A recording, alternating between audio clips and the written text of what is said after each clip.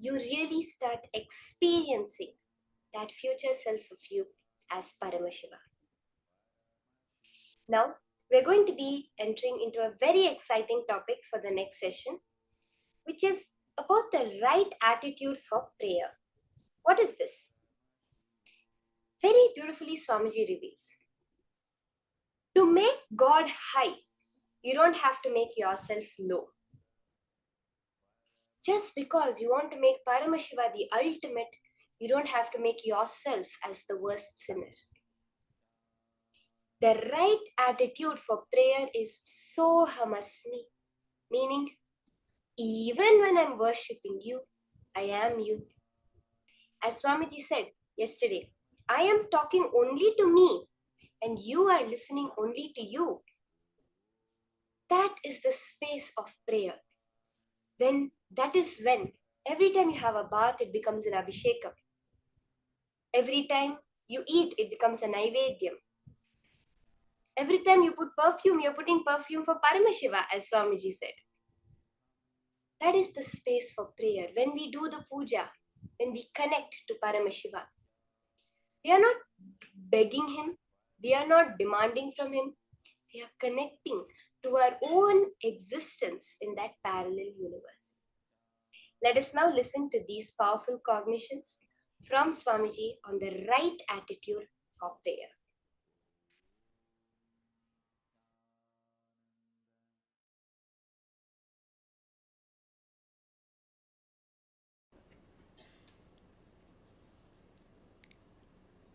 I'll try to explain the science of prayer. Usually, mind always operates from duality. If you utter a word, he is not good, means already you came to the conclusion he is bad. You can't take a stand, he is not good, does not mean he is bad. Let us stop with he is not good. You will never take that stand. As a natural flow, your logic is always taught to take the extreme stance. The moment you hear the word, he is not good, immediately he is bad. Understand, duality keeps the mind alive. Duality keeps the dilemmas alive.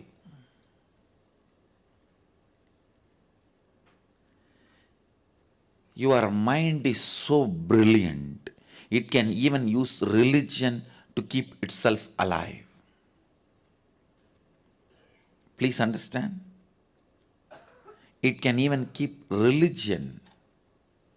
It can use even religion to keep itself alive.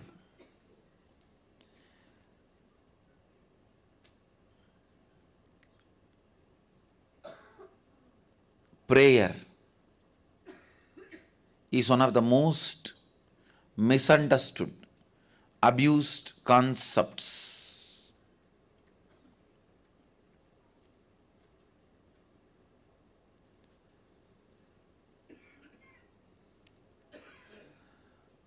The moment you are asked to pray, the moment you need to put the God in the high pedestal, you always decide to put you in low pedestal.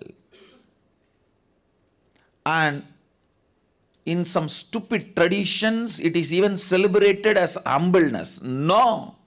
Understand, humbleness is not thinking less of you, it is thinking less about you. Understand, humbleness is not thinking less of you, it is less about you.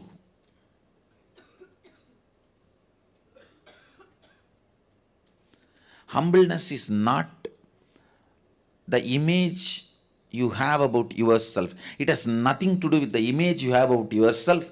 It has something to do with how many times you remember yourself. Stupid, one of the most stupid mistake humanity has committed putting yourself down and thinking only then you can put your God up. No, understand? Putting your God up does not really requires putting yourself down. Putting yourself down does not necessarily make you to put your God up. This is one of the very important truth you need to know. Please understand. I feel so blessed. The Vedic tradition, the Hindu tradition,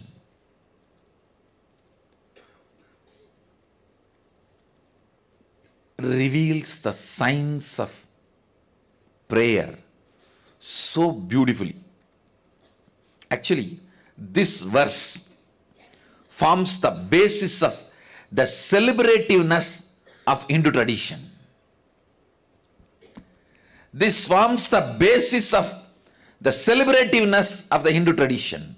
Even while you pray, you don't need to put yourself down or have a low self inner image. You don't need to become a sinner to make God saint. God can be saint. You can continue to pray to him. That does not require you should put yourself as sinner.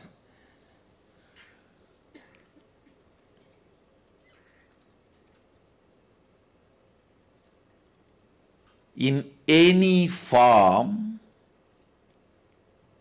consciously engaged powerlessness will only lead to bondage, whether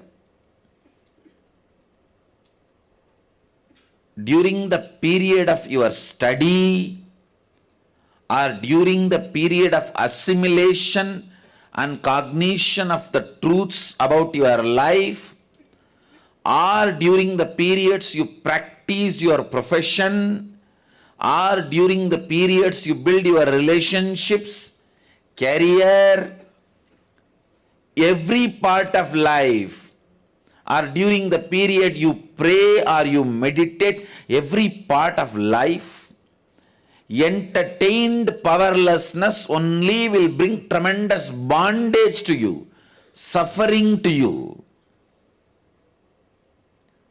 Understand,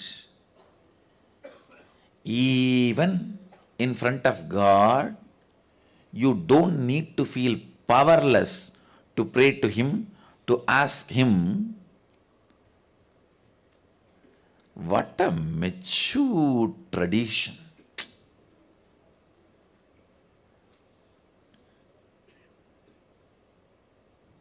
Even while you pray, remember, God is above, true. But you don't need to be below.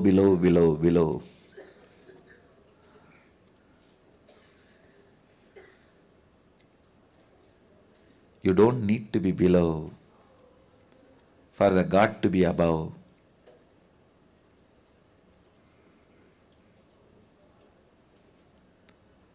Sohamasmi Pushanye Karshe Yamasurya Prajavatya Vyugarashmin Samuha Tejo Yatte Rupam Kalyanadamam Tate Vashyami Yo Asavasau Purusha Sohamasmi.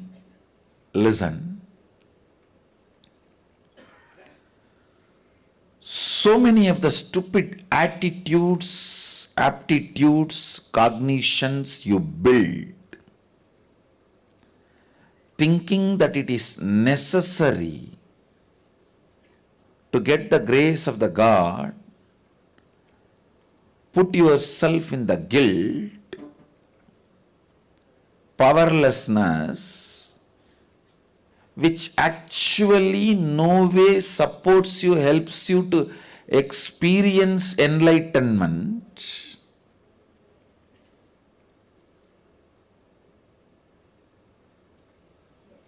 Or the higher consciousness.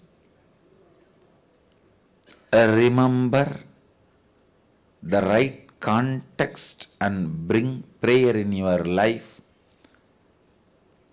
prayer itself will lead to enlightenment.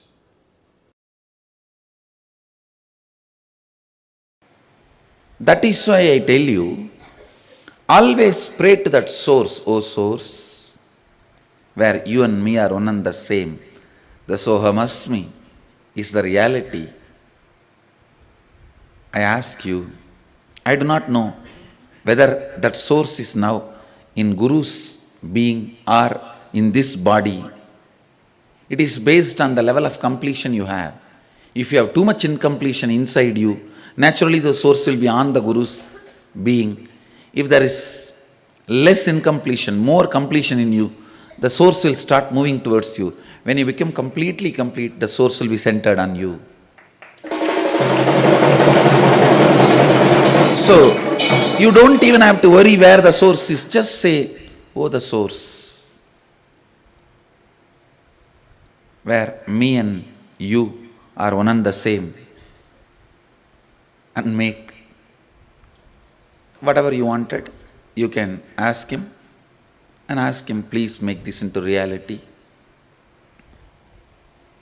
You can also put a footnote. If something I am asking is not right for me, then give me the intelligence to develop myself. Or you can also say, even if it is not, you think it is not right, I want only this. No, you have a right. You have a right. All I am asking you is, have the right understanding so that that prayer becomes beautiful process for you to experience oneness, Advaita. Understand. Please remember, whether we understand or not, catch it or not, indeed, the reality is Sohamasmi. That is why the Upanishad uses the word indeed. Whether you got it or not yet got it. Sohamasmi, I am He. You can tell him, oh source, I feel bored of doing all this completion, this, that. I know you are intelligent and capable of making completion happen in me. Please make it. That is enough. It can be such a strong, powerful process for completion. And understand, never ever a prayer uttered from the right context goes waste or unheard. Never think, never doubt it goes waste or unheard. You can shake sun, you can move moon. You are not just a developed version of monkey. No. You are not just a developed version of monkey. You can move sun, move moon. Prayer from the right context will directly lead you to enlightenment without any of that feeling cheated. If you have wrong context about the prayer only, then you will feel cheated. Oh, I prayed for 10 years for this, He did not give me. When you pray from the right context, He may not have given what you asked, He would have given Himself to you.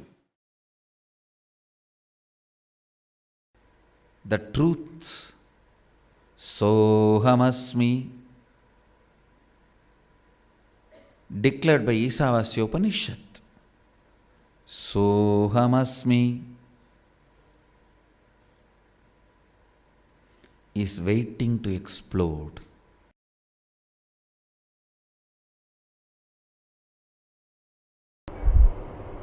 Understand, this can happen only by the tremendous surrender to Sadashiva. You can't enter into His home by any demand. No. No Aushadha can work. No, he is not a serpent. You put some medicine and herb and he will listen to you. No. He is Naheshwara. He is not Naga.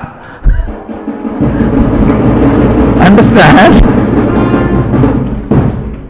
It is deep surrender and devotion and reverence, humbleness, requesting Mahadeva, please grace us.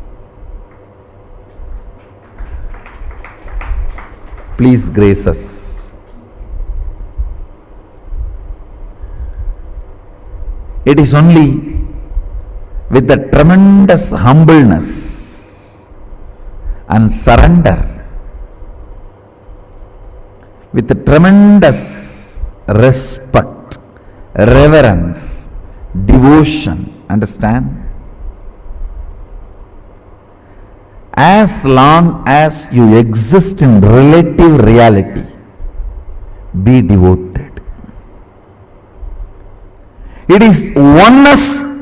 Oneness is the only currency which works on all the 11 dimensions.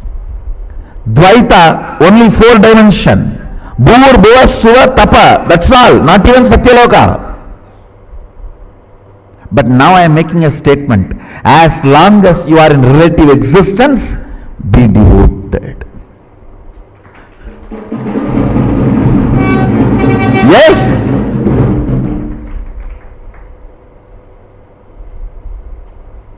Your third eye should be penetrated with the truth of oneness, Advaita, Shuddhadvaita. But as long as you are in a relative existence means you are able to feel I and you, means first person and second person. As long as there is a first person and second person. See, when you decide to sit, manifest powers, oneness is the reality. Oneness is the truth with which you manifest powers. That's ultimate truth. When you are operating in relative existence, be always devoted. Devoted even to your own oneness. Understand. Understand this word. Upanishad says, Sohamasmi. Even when I pray, I am you. Even when I am you, even when we are one, I pray to you.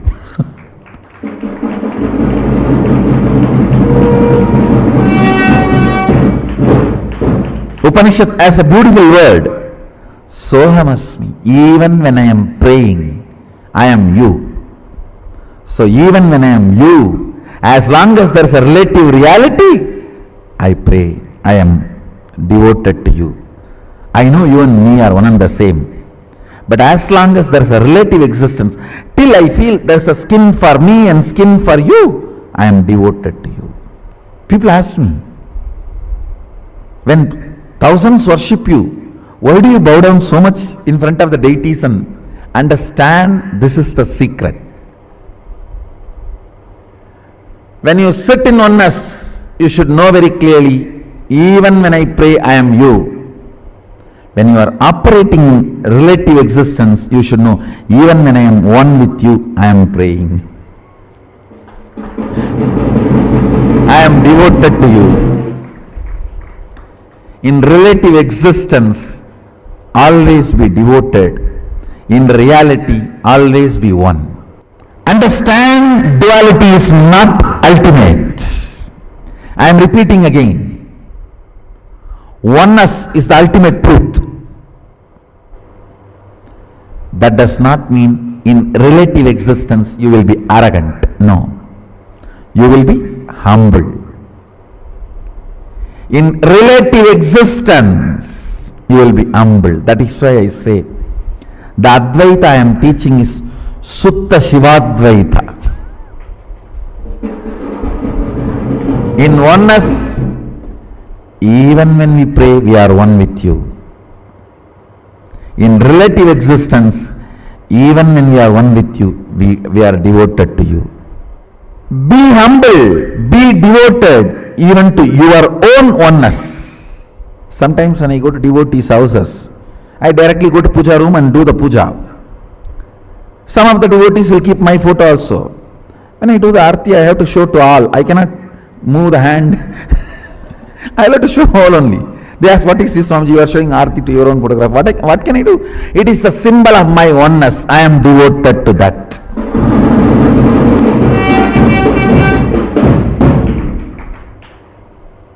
Even I bow down to. See, you have both component. Your oneness, Shuddhadvaita, and your relative existence, to which you are going to be devoted, that is going to manifest in you more and more. That is going to be strengthened in you more and more.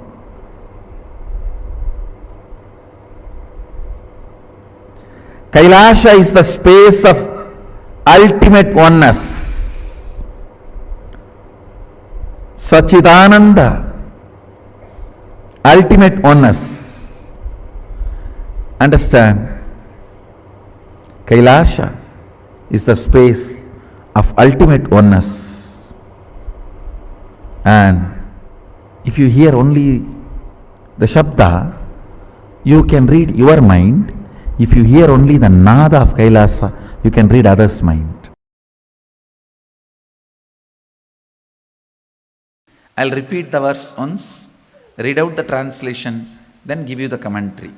Agnenaya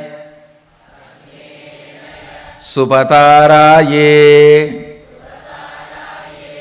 Asman Vishwani Deva Vayunani Vidwan Yuyot Yasmajjuhu Huranamena Bhuyishtam De Nama Bhuktim Videma Agnenaya Subhataraye Asman Vishwani Deva Vayunani Vidvan Yuyot Yasmajjuhuranamena Bhuyishtam De Nama Bhuktim Videma. I'll read out the exact translation. O Agni, the fire god, knower of all our actions and all that is worth knowing, you must take us along the righteous and auspicious path of completion. Please listen. You need to understand this. First line, O Agni, the fire god, knower of all our actions and all that is worth knowing, means even the modern science proves when your brain knows something, that area gets lit up. The knowing action happens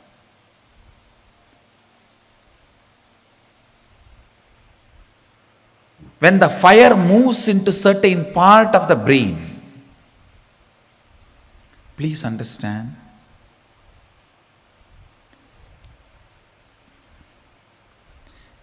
Everything may be there outside you. You will not know if the fire does not move in your brain. If the fire moves in your brain, only then you will know what is happening. So, fire is responsible for knowledge, knowing to happen in you. Listen carefully. Fire is responsible for the knowledge to happen in you. I tell you, fire gets fully awakened by integrity. Nothing. Just follow intensely integrity. In 12 months, you will have a kind of a fire in you through which you can know anything you want to know. Anything which comes in front of you and you want to know it, you will know it. That fire is called Di.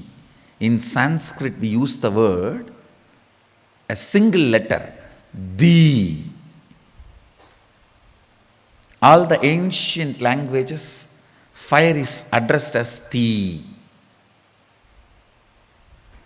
In Sanskrit, in Tamil, in many of the ancient languages. Listen.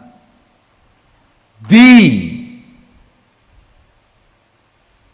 comes as a gift to you because of your integrity. Just 12 months decide. I will live in the space of integrity. No question of missing. It's just awareness. Awareness practice, nothing else.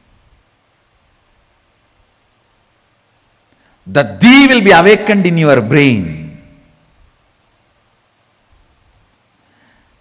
That Di will give you the intelligence to know everything you want, anything you want.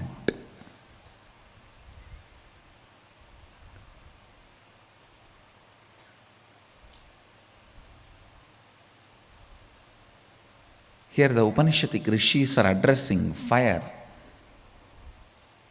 Oh, the fire god, knower of all our actions, means only if the fire happens in different parts of your brain, knowing happens in you.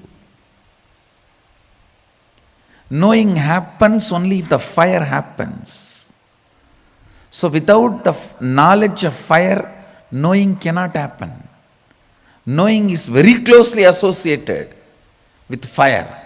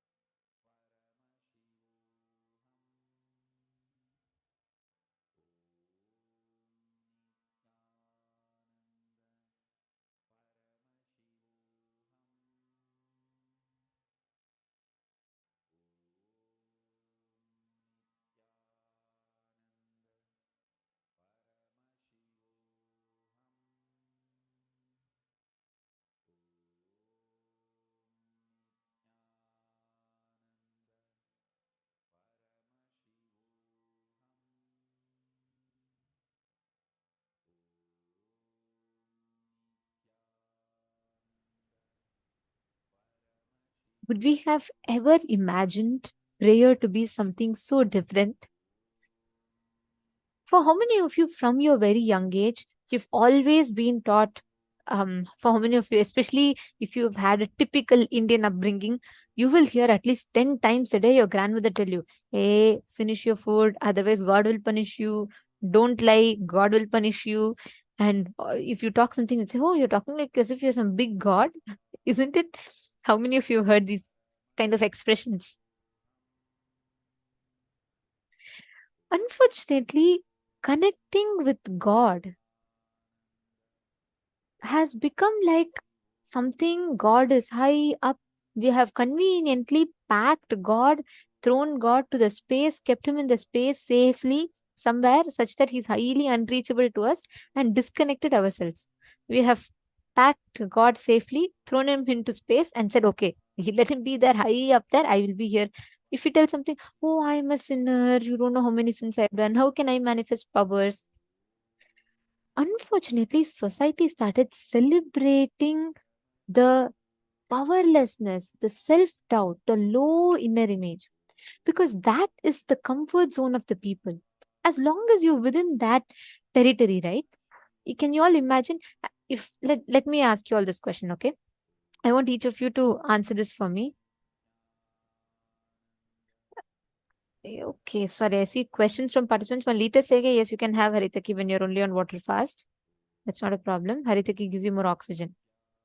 Okay, I want all of you to answer this one question for me, okay? How many of you, let's say, if someone comes and tells you, right, that if someone acts like they say, oh God, I know what had so many struggles in life. I have really struggled so much. I have so many problems. I struggle for my wealth. I have had bad breakups in relationship. And with all this, I'm managing my life somehow. You will feel respectful for that person, correct? You'll feel like, oh God, look, she's struggling so much. She's managing and she's doing all this. Will you all feel respect for that person, correct? Yes? You all can put yes in the chat. Yes. Okay. Now, if someone comes and tells you, hey, I am God, what will be your first reaction? Look, he's God, it seems. Can't handle his spouse properly. He wants to handle the whole world, it seems. Is it not? Won't we all make fun of that person like that? Unfortunately, society has become so okay. As long as you are put in the box of your limited identity, we are revered, celebrated, respected for who we are. That's what Swamiji calls as pseudo dignity. Since the whole society is structured around this pseudo dignity, what happens? Always your low inner image is cherished, nourished, nurtured.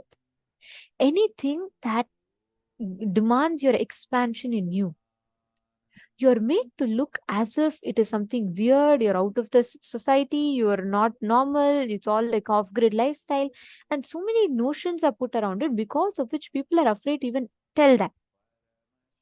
Like, for example, have you seen small kids? They'll say, hey, I want to be Superman, I want to be Spider-Man, I want to be able to jump from one building to another. The kids, they have no limitations. According to them, they have no prejudice. They have no notions around all this. But as you grow up, imagine you being in 10th standard, and if you go in front of your friends and tell, hey, I want to be Superman, I want to be able to fly like him, people will laugh at you, right? Exactly. My Diana has posted, it's an whole egomaniac.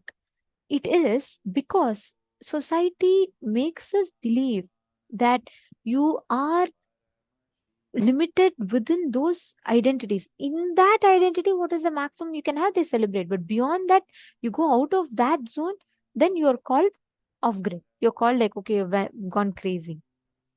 That is why Hinduism has this amazing truth. There is no concept that you are a sinner. For God to be a saint, you do not need to be a sinner. For you to be putting God high, you do not need to put yourself down. Prayer is not powerlessness. Prayer is not for you to declare, going and telling that, oh, I am like this, I am the worst sinner, I am this, I am that, to the God. That is not called prayer. We all somewhere have got this wrong thought current.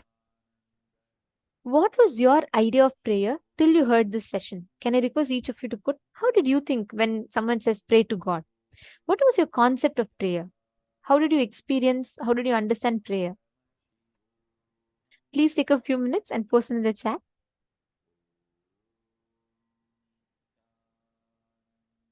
Exactly. Whenever you have someone, anytime, always, whenever you see someone pray, naturally the concept of prayer in us is we are asking for something. what happens? The moment you are asking someone for something itself, by default, your mind puts you in a low, puts the other person in a high, because you're asking and they're giving. And that is built upon, built upon, built upon, built upon. And today, prayer has become more like begging. You feel you're a sinner, you go and ask God for all the sins you have done, you ask Him for mercy, and then you ask Him to give you boons. That is why no prayers manifest with this wrong understanding, because we all think, oh God, look, God is so this thing, God is like this, God is like that, He needs to give me. It will never happen like that, because if you go and stand in front of a mirror and if you go and cry, the mirror is not going to smile back at you. God is the reflection of our own future self. Paramashiva is a reflection of our future self. What is the right attitude to pray? How should you actually make the prayer? How should you actually go and offer your prayer? Whenever you declare, I am the source where the same thing that I have come from is the same source that God has manifested, Paramashiva has come from. Both of us are made from the same source, and hence I am He and He is me. You will simply see Paramashiva is waiting to fill you. He's waiting to overflow through you.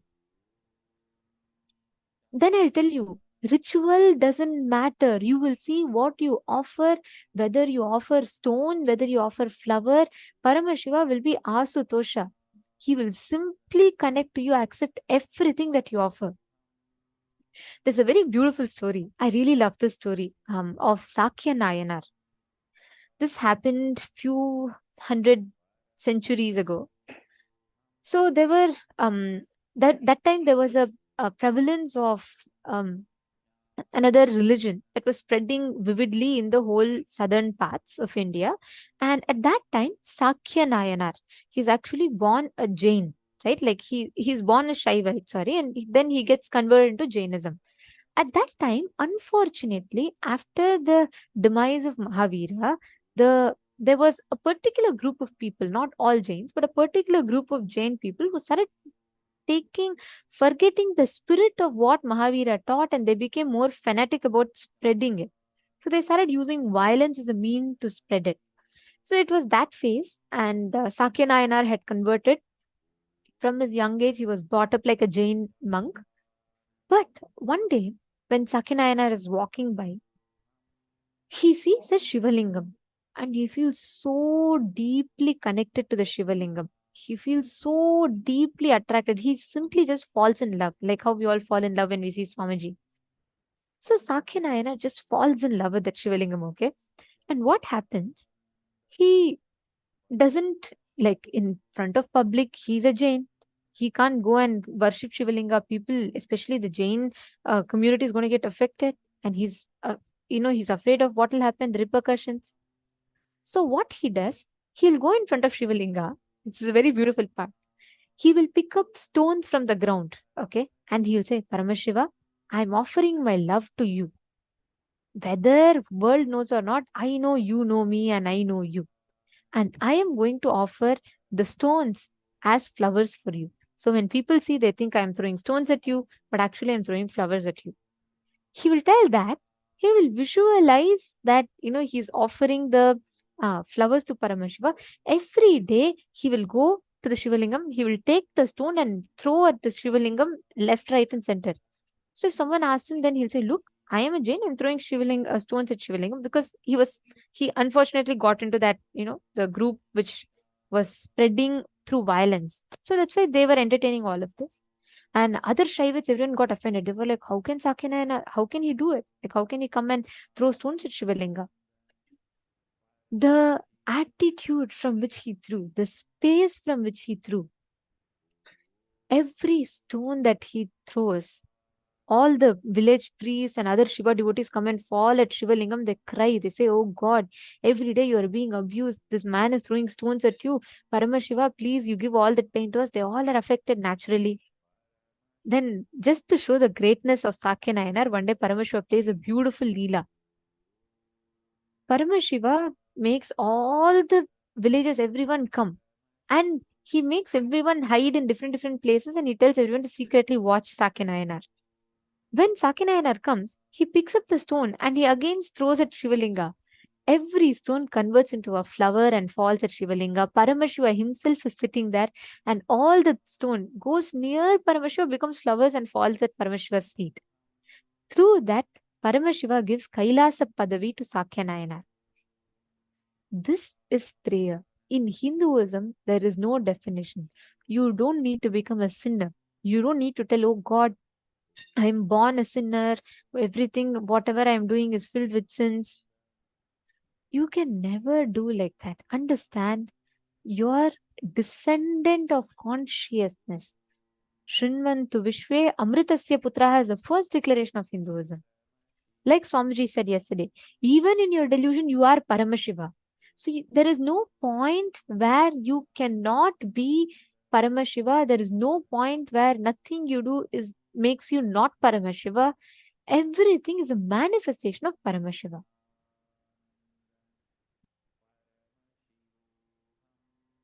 That's true. Pavanaya, you have put society is the place where collective insanity becomes new sanity. That's true. I totally agree with that.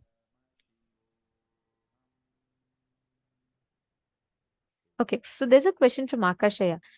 How do we make a declaration effectively? What is the inner process to do so? Just to make sure that I am not talking to myself like I do all day. Very good question. It's very important that we understand it. So I'll tell this to you. Every time, if you see inside you, there is not one person, there is one whole family living. In your inner space, you have the good version, your hero version of you. You have the comedian version of you. And don't forget, you also have the villain version of you who's always waiting to conspire.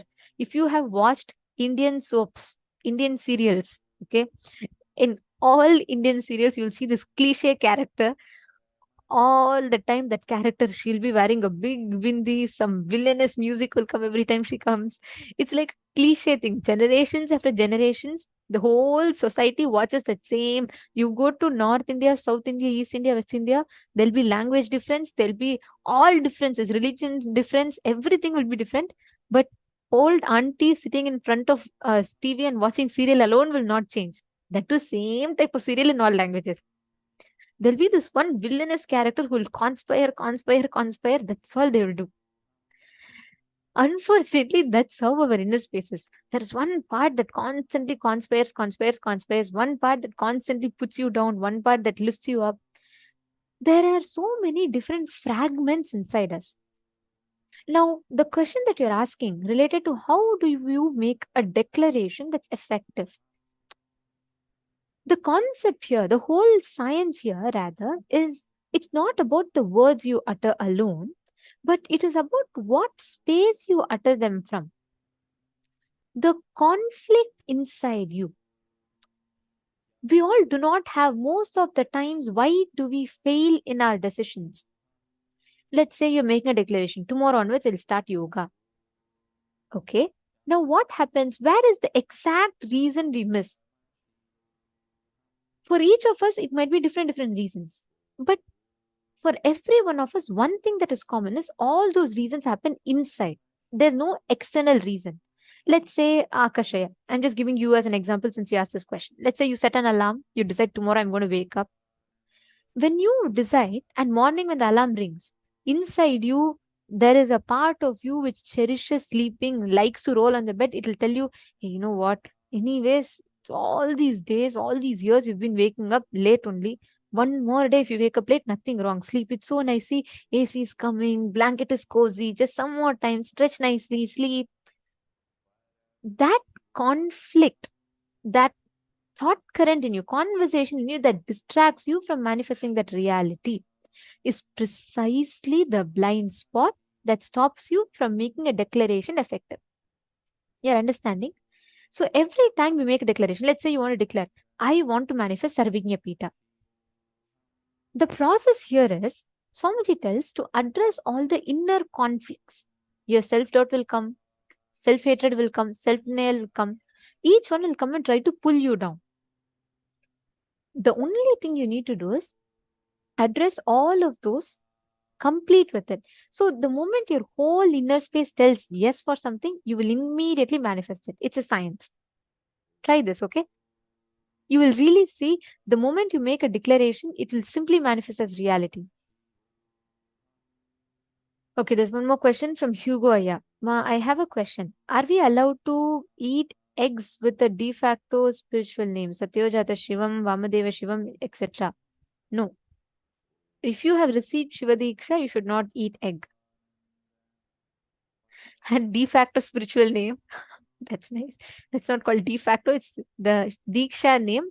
Spiritual name is what Swamiji gives, and this is the Diksha name. Okay, and eggs, you should see, Hugo, if it's Danielaya or Hugo, for both of you, this is for you. Since it's you who's asking the question, I'm giving this answer to you. Oh, I see Hugo. Nithyanandam, nice to see you, Hugo. Just so that all of you know, Hugo is one of the youngest participants of Paramashivoham who attends seasons after seasons. He's been here growing so well. Okay, so Hugo, I'm going to answer your question. Listen, you don't eat non-veg. It's good for you. Because the muscle memory of the animals that you eat will enter into your system. It will start creating conflicting thought currents in you. Okay, so when you kill a hen, when you kill a hen for you to eat, the hen is not going to say, "Oh, Hugo, be happy. Let all my nutrients come to you after you kill and eat me." No, it is going to suffer, right? It is going to be like afraid of life. All that stress, pain, trauma gets stored in its muscles. So when we eat it, our biomemory starts having these conflicts inside, stress and unknown reasons of worry, fear, everything. So don't have non-veg, Hugo. Even egg consists life energy. It's a potent life energy. So you should not have it, okay? So whether you have a de facto spiritual name or you don't have a de facto spiritual name, you should not eat eggs. This is for you. Okay? You manifest powers, you are attending e-Gurukul, you are growing like a Balasant of Swamijis. You're going to be joining Gurukul also soon.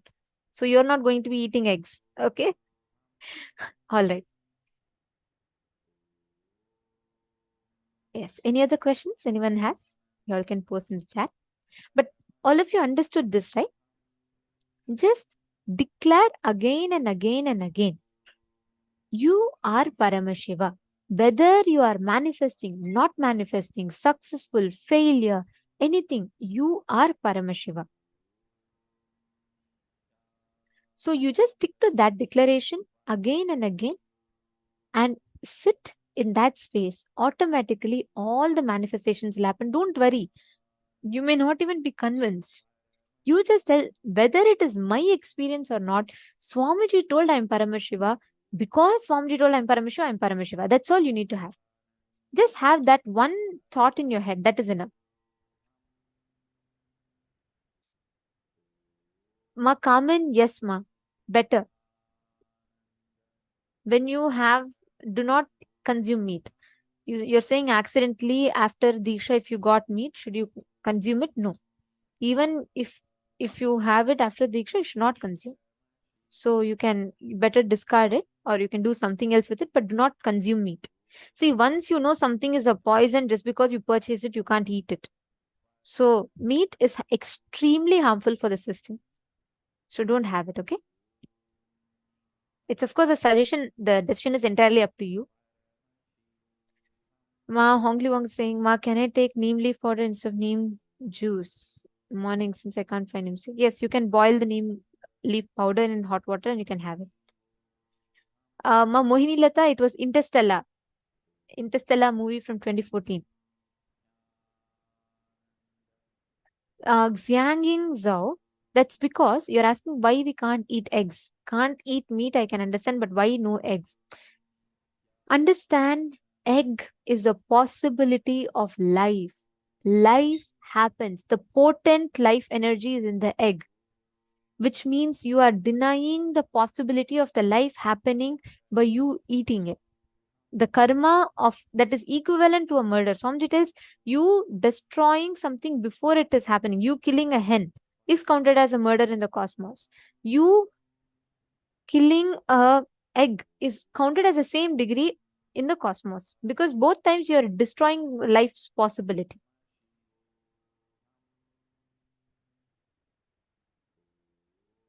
Ma Mohini Lata, the Pada Puja link, we'll have it posted in the chat. The support desk team will post. So you can, you'll have the entire puja itself happening. So you will know what is the exact offerings you need to make.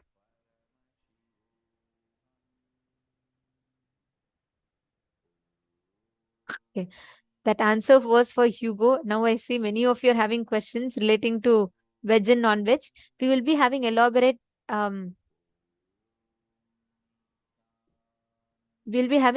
sessions on these as well. But I'm just going to quickly try and give answers for all these questions that we have. So you're asking about milk. See, ma'am, the milk is not restricted in agamas. You can have milk.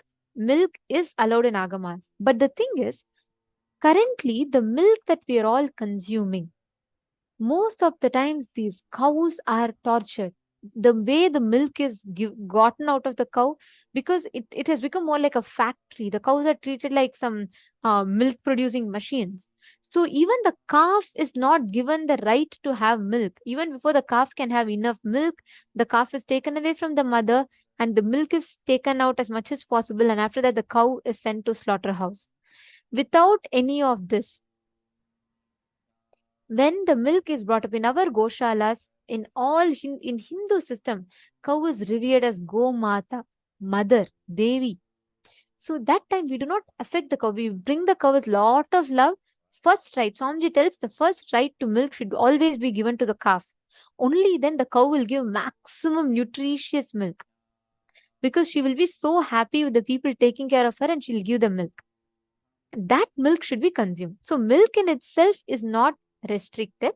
It will just be the milk itself is not restricted in Hinduism. The one that are non-violence based, you can have it. Okay.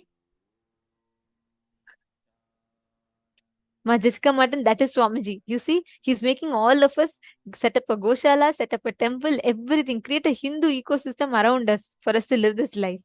Beautiful.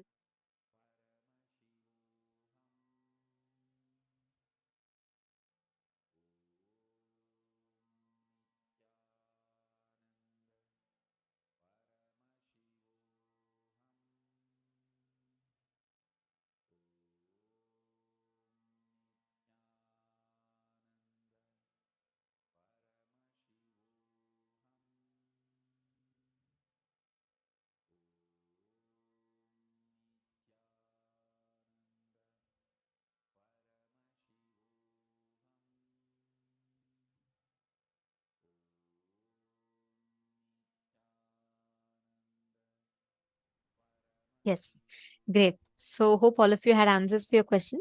Now we're all going to be entering into the power manifestation session. And in our session, the power manifestation session today, we have along with us joining one of the Balasans from Nithyananda Gurukul, Ma Nitya Virajananda. She's also going to be here joining with us. And we are going to be having the power manifestation session where we're going to be doing a very, very special round in this session.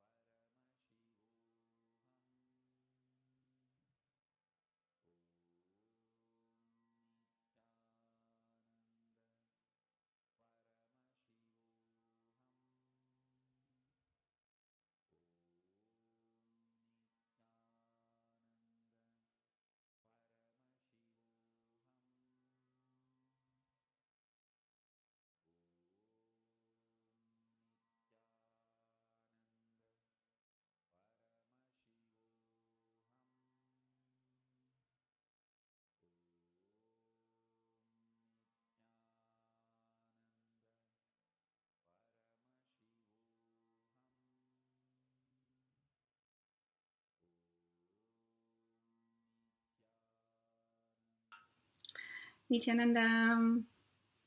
Hi, my name is Ma Claire. I am from Calgary, Alberta, Canada. I've been with Swamiji since 2011 as his disciple, and I am a corporate trainer and mindset facilitator. I have a YouTube channel called Causing Claire, where I post a lot about how to manifest money through Swamiji's techniques. And one of the ways we'll be talking about today is through Pratyaksha Puja. So if you don't know what this word means, or if this word is new to you, not to worry. I was once in the same spot. It's a devotional offering to the Guru. It's our gratitude that we offer. And if you don't know how to do it, not to worry as well. You can still offer it.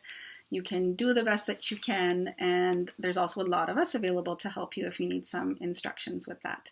So one of the stories that I wanted to share about when I offered Pratyaksha Puja to Swamiji, we actually, I had, as always, had some money available that I had to decide, okay, what do I want to do with this money, right? Do I put it towards like bills, groceries, other things, or do I make the investment in myself? So as always, I have to make the investment in myself, and I offered it to Swamiji because I know that he is me. So when I'm offering him something, I'm just basically handing the money to me and getting it back to me. That's what happens, okay?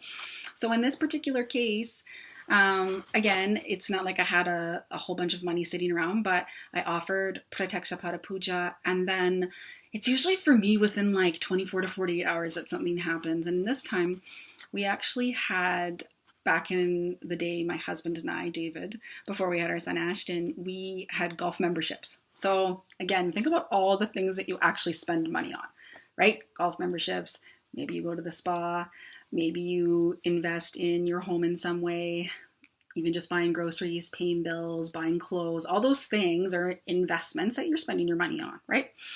So in this case, we had a golf membership and we bought into the membership. We had to buy shares. And then it ended up that our life changed a bit and we no longer needed the membership. So that was like 10 years ago. And we were just on this very long list of people that they'll eventually pay out when they get to it for people that didn't want to be in the membership anymore. So, of course, we offer Pratyaksha Puja, and within a day, I had this email come from the golf course saying that it had been sold to a private company and they had to buy out everybody's shares. So I ended up getting like 300 times the amount that I actually offered for Pratyaksha Puja, okay? So it's just, it happens in the most auspicious way for you. So when you offer puja, it's not about, okay, I'm going to offer this and see what I get out of it. It's sincere gratitude for yourself, for life, and for Swamiji for being with us. So like I said, I'm just a regular person, just like everybody else. And the second I'm able to offer some money, I do, because I donate to a lot of charities. And if I think about the charity that means the most and that helps the most of humanity, it's this organization, it's KAILASA, that we've created into this international community of people that just want to live an enlightened life and share that with others. And there's no pressure and there's no, forcing. This isn't about anything other than you doing the internal work on you, right? And the investment that you're willing to make to have those big breakthroughs. And a lot of times, bliss happens on the other side of fear. So anything that you're afraid of, and a lot of people are afraid of money actually, and afraid of spending money. So on the other side of fear is bliss. So you'll often find that when you give, especially if you're afraid to give, right? Because you don't know what's going to happen. You don't know if you're going to be able to pay for something.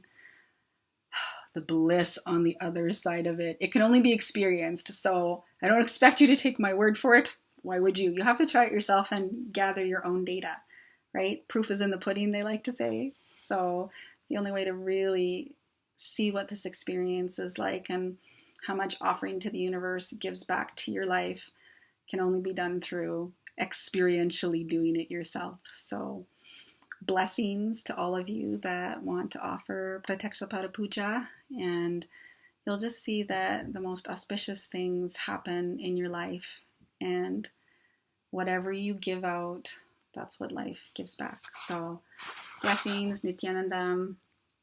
Until next time. Thanks.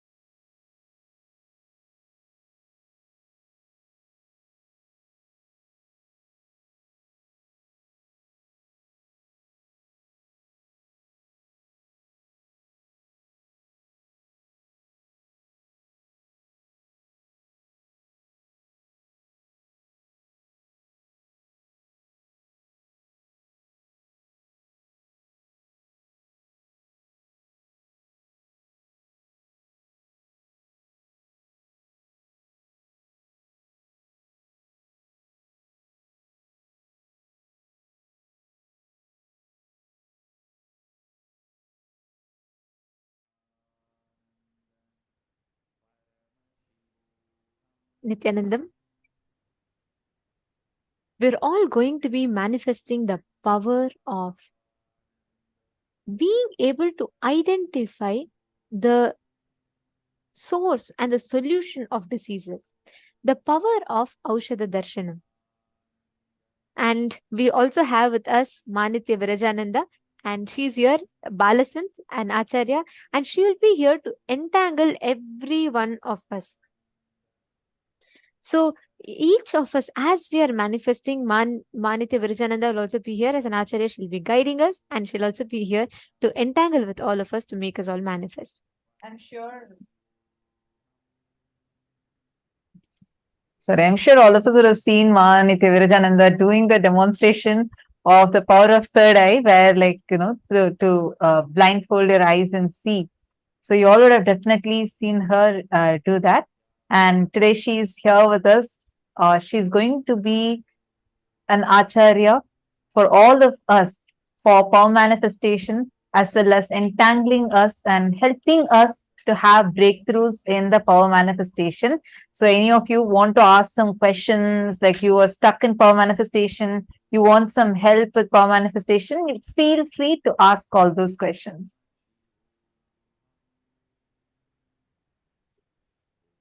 Yes. So, Nithyanandam, I am Manitya Virajananda, and I'm excited to see all of you over here attending this program. And yeah, so today I also will be hosting with Nithyananda and Mata Prapriya on this power manifestation segment. Thank you.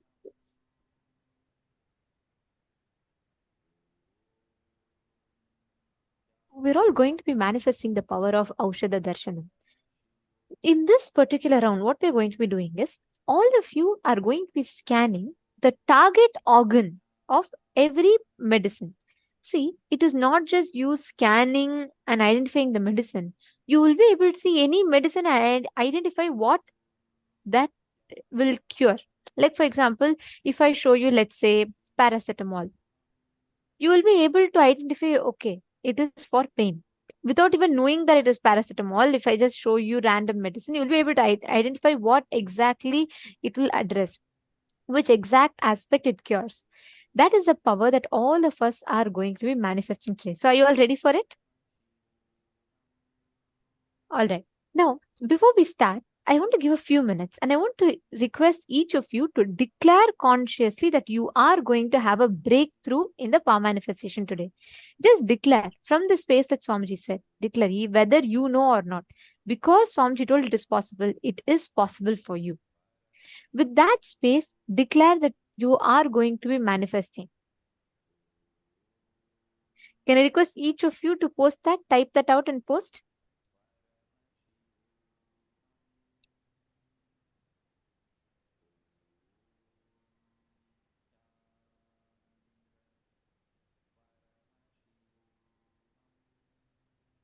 Yes. So, as all of us have learned in the previous session, that when you're doing puja, you should be that it should be done in the space of oneness, Sohamasmi, that you and Paramashiva, you and Swamiji are one and the same. Like our Swamiji said yesterday, that Swamiji was nothing but the future of us, the me, which is the future part. And we are the past of Swamiji, which we have been diluted. And like Swamiji is waking us, hey, get up, we are Paramashiva, wake up in reality. So all of us are, whatever patterns or whatever greed, fear patterns which you're going through, it's just like a reminder, like, hey, wake up, I'm Paramashiva, I'm here to manifest all of power. So the same way, when you manifest powers, it's done from the space of oneness, that you and Paramashiva are one and the same. You are nothing but merging with the future me in you, which is Swamiji. Absolutely. Actually, that was such a click, right? When I heard it, when Swamiji was revealing that in yesterday's session, I was like, oh my God, Swamiji, this is just, expanding and expanding in my brain. I just felt like, wow, it's just expanding. And like, I remember, Mavirija, we all were blessed to watch that movie Interstellar with Swamiji in 2016. Do you remember that? Yes. So I was like so excited because I was remembering that, and we were sitting and listening to Swamiji revealing about that particular scene, and so beautifully Swamiji had revealed that cognition, right? Swamiji said that he is talking to his deluded past, our future, our enlightened future part is talking to his deluded past part, which is us. And it was just like, wow, clicking like so nicely. Now, this power that we are going to be manifesting, how are we going to be using this cognition, this powerful cognition, and how are we going to be exactly manifesting? And Virija very beautifully explained to all of us how this principle of oneness applies in our power manifestation. When you declare, right? When you say, from this moment, I will start manifesting. Don't wait for you to get convinced. Don't wait for you to say, oh, first, let Paramashiva prove to me that I can manifest powers. Second, let him prove to me powers are true. Third, let him make sure till I become confident, let him keep proving to me. Paramashiva does not need to prove anything to you. You just need to declare inside of you, whether I understand or not. Swamiji said this is true. That means this is true.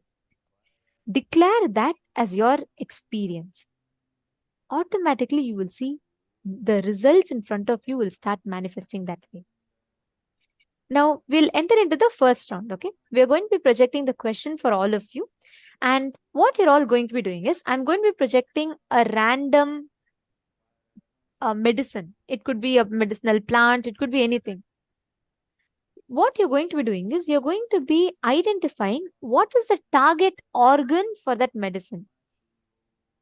Which means, you're not going to be putting a huge list, but which precise part of the body does this mainly address? Because if you see in Ayurveda, typically all medicines are good for many diseases. So you're going to be scanning the main primary reason it is predominantly used for. All right? Understood? If you're all clear, can I please request everyone to put yes in the chat, please? Okay, so I'm now going to be projecting the first picture for all of you. Please scan through your third eye. Connect to Swamiji. You will be able to clearly see the exact target organ of where this medicine works. See that, connect to that, and start manifesting. The exact body part. Sometimes you may see it as a highlight in you. Sometimes you may just see that body part appear as a word or as a picture. Whatever is that body part, type it. Chant the Mahavakya.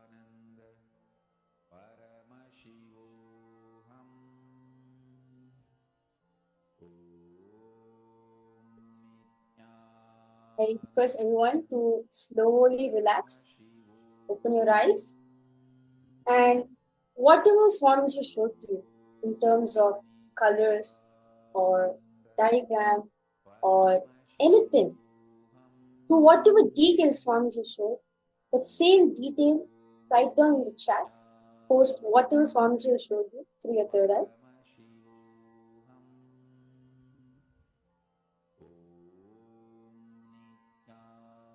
Then everything that Swamiji reveals to you in your third eye, don't filter it out. Put whatever you see. It could be you're seeing shapes, like Maviraja said. Whatever comes in your third eye, go ahead and describe it. It is just one target organ. What exact part of the body does that medicine address to?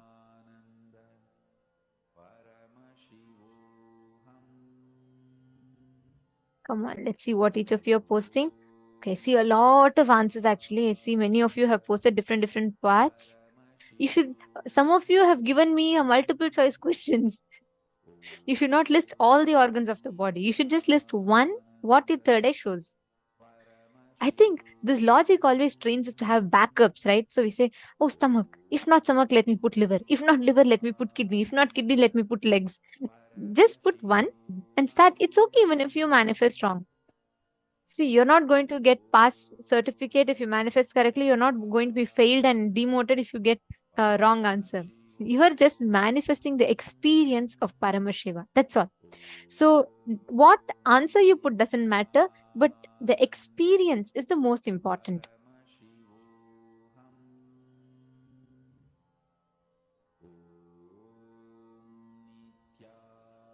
All right. Now let us verify this answer. This particular plant that we projected to you all is a medicinal plant which works on the skin. This is tea tree.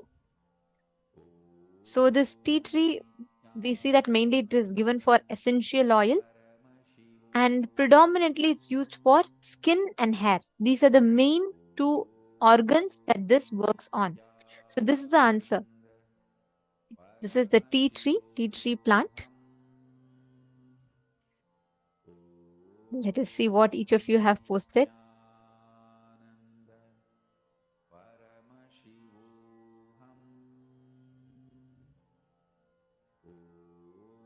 Ma Jayanti Kanagaratnam, your answer is correct. You have manifested, Ma. And okay, now see, you should always post it before we project the answer. That's the way we can verify it properly. So I always request all of you to please post it right before the answer, right before we project the answer to all of you. Okay, shall we all do one more round? All of you just sit now and connect to Swamiji. We are going to do it as fast rounds. Just connect to Swamiji and let Swamiji reveal to you. Sometimes you'll actually feel the organ. Sometimes it'll appear in your third eye. Whatever is coming to you, just type it. Okay? Do not type a lot. Just be fast. It can be any organ. So whatever is coming to you in your third eye, just post it. Swamiji will actually show to you. First time Swamiji initiated us this like early morning in Brahma Muhurta time only in courtyard. And I remember as Swamiji called all the Gurukul kids, we were all in yoga, and suddenly Swamiji called us, and Swamiji said that you remember, I see Maviraja nodding, yes, it's full excitement. Do you remember Maviraja? It was actually like early in the morning, Brahma Muhurta time, and then Swamiji had called us to the courtyard. Swamiji initiated us to this power, and like just Swamiji did the initiation and said, "Come on, now all you guys." We didn't have any like practice time, nothing like that. Swamiji directly called the Nithyananda Yogam participants who were there and said, "Now my kids will start doing. All of you test them." So we all had like the doctors, especially the doctor devotees were all called, and they got some medicines, etc. And they'll just show us a tablet, like a white tablet. Then why are we like, we won't know anything from it. You're supposed to keep it in your hand and or see it, and then we'll be able to just exactly see what are the ingredients that are there in it. What is the medicine used for? Everything. So that is the power, same power now all of us are going to be manifesting. Sit with you. Just remember the powerful cognitions Swamiji revealed to us yesterday. And sit with that, and whatever Swamiji reveals to you in your third eye, you should start writing it. From as your parallel universe energy triggers, Swamiji is going to be revealing the answers to you. It is your own future self revealing to the deluded past part of you. So it is your own future self. Meaning, when Swamiji is saying that he is our future self, means what? You can't have self-doubt anymore, because it's rest assured that he is your future. It means you are going to realize your Paramashiva. Even when we are deluded, we are Paramashiva. You don't need to even realize it. That's the thing right now. You don't even need to tell yourself, oh my God, I had to realize it. Let me sit and contemplate that Pramarakita Nyaya, they say. Like how a bee sits and keeps on with this humming. It can transform a worm into a bee. It's called as Pramarakita Nyaya in Hinduism. But you don't need that Pramarakita Nyaya. It is like just, Swamiji has transmitted it already. He has clearly told us like how that in that movie Interstellar, in that climax scene, how Cooper, the future Cooper is giving the message to the past Cooper. Same way, the future part of us, future enlightened part of us, is giving the message to the past deluded part of us.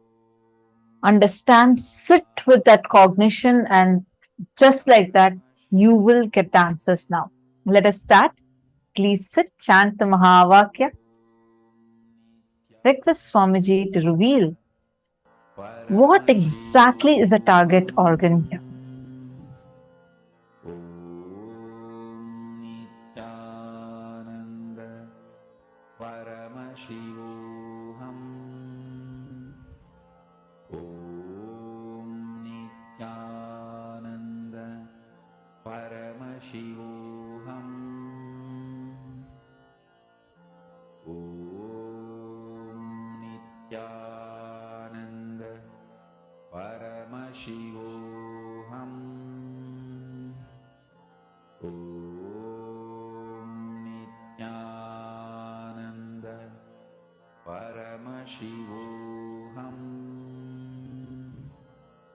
Om Nithyananda Paramashivoham. Om Nithyananda Paramashivoham. Om Nithyananda Paramashivoham. Om Nithyananda Paramashivoham. Om Nithyananda Paramashivoham. Om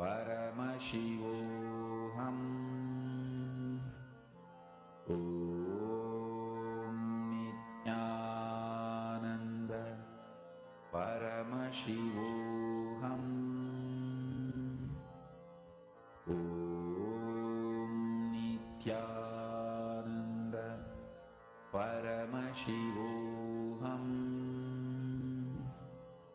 Om Nithyananda Paramashivoham. Om Nithyananda Paramashivoham. Om Nithyananda Paramashivoham. Om Nithyananda Paramashivoham. Mahamahavakhya, spiritual lullaby for Samadhi, and Suprabhatam, wake-up call, wake-up song for Paramashiva. This Mahavagya is spiritual lullaby for you to fall into Samadhi. Suprabhatam, wake-up song for Paramashiva to wake up in you. Just remember this one powerful cognition. This Mahavagya puts me in Samadhi. This is spiritual lullaby for Samadhi. And Suprabhatam, wake-up song for Paramashiva in me. For Paramashiva to manifest. With this one spiritual powerful cognition, chant this Mahavagya.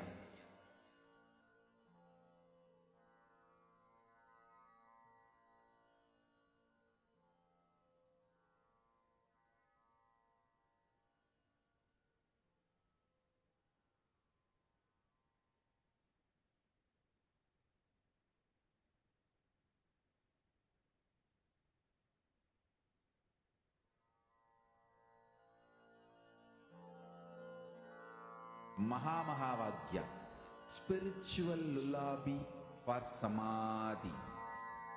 And Suprabhatam, wake-up call, wake-up song for Paramashiva.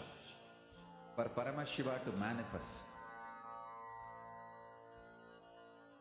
With this one spiritual powerful cognition, chant this Mahavagya. Om Nithyananda Paramashivoham. Om Nithyananda Paramashivoham. Om Nithyananda Paramashivoham. Om Nithyananda Paramashivoham. Om Nithyananda Paramashivoham. Om Nithyananda Paramashivoham. Om Nithyananda Paramashivoham. Om Nithyananda Paramashivoham. Om Nithyananda Paramashivoham. Om Nithyananda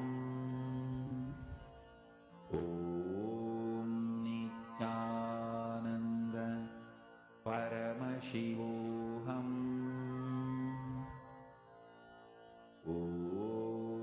Om Nithyananda Paramashivoham. Om Nithyananda Paramashivoham. Om Nithyananda Paramashivoham. Om Nithyananda Paramashivoham.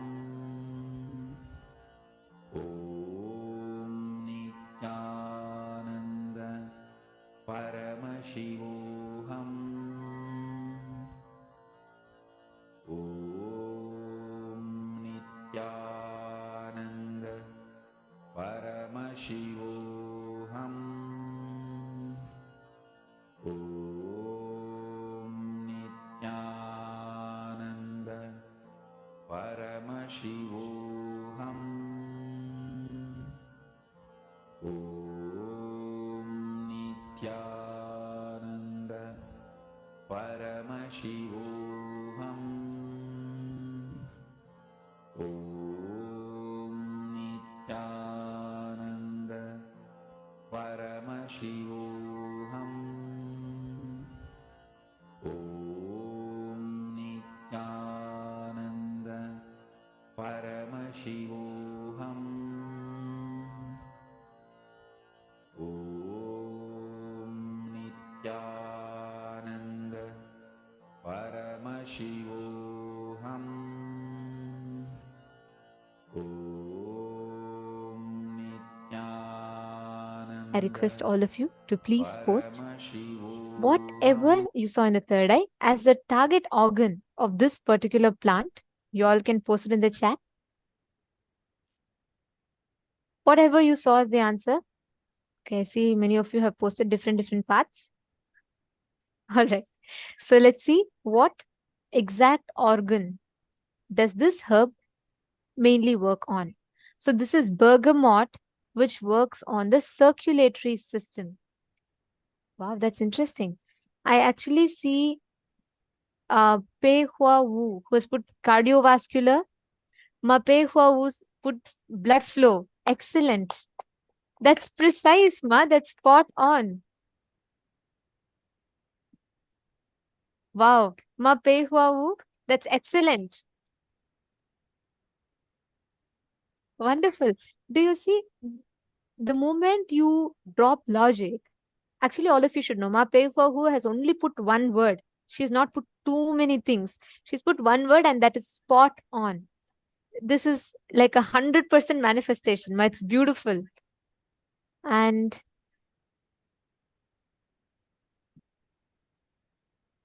yes, I'm just going through the answer to see how many of you have gotten it right. See, that's the thing. When we try to guess always, we try to go all over the place because mind wants to be sure. When you put the first thing the third eye tells you. Paramasundara Yogi. Sorry.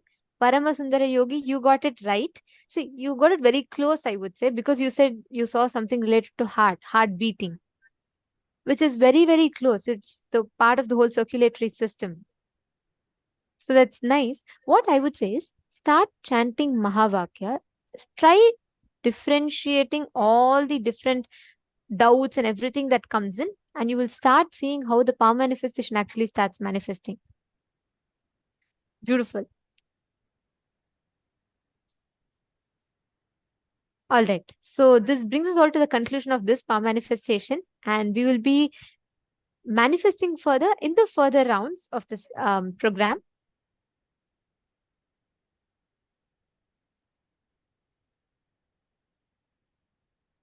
Now, all of us are going to be entering into the next session. See, this session, I request you all to listen very intensely because this session is very closely related to what Swamiji had revealed to us yesterday. So, we request all of you to intensely listen. And right after this, we are also going to be having a Vakyartha Sadas, where all the participants are also going to participate and share with us the clips you're going to be getting. This is going to be there further in the day.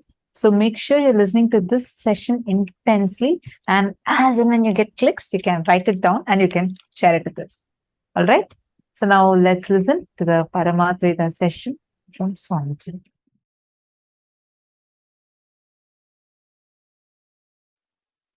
If you come to the conclusion that your God is Paramashiva, you will manifest Bhakti.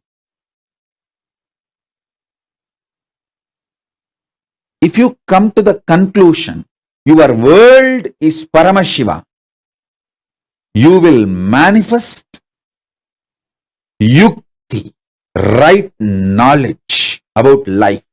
Tasma.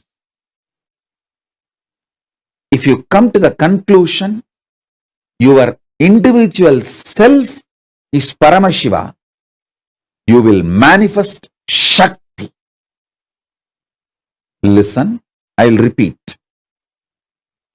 If you come to the conclusion your God is Paramashiva, He decides when you will be born, how you will be living, when you will leave the earth, where you will reach.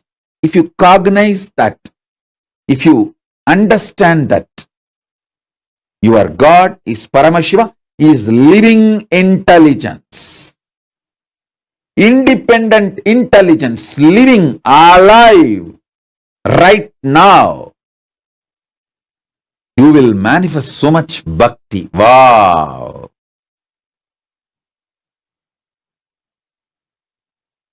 If you understand this whole world, this Jagat is Paramashiva, you will realize you will have amazing strategies to win, to be successful, to be consciously productive. Understand that word, consciously productive. Success is not winning over others. That is social success. Winning over others, having more money than the others, having more power than the others, having more things than the others. That is social success. What I am talking is conscious success, feeling that you can do anything. Ishwaratva.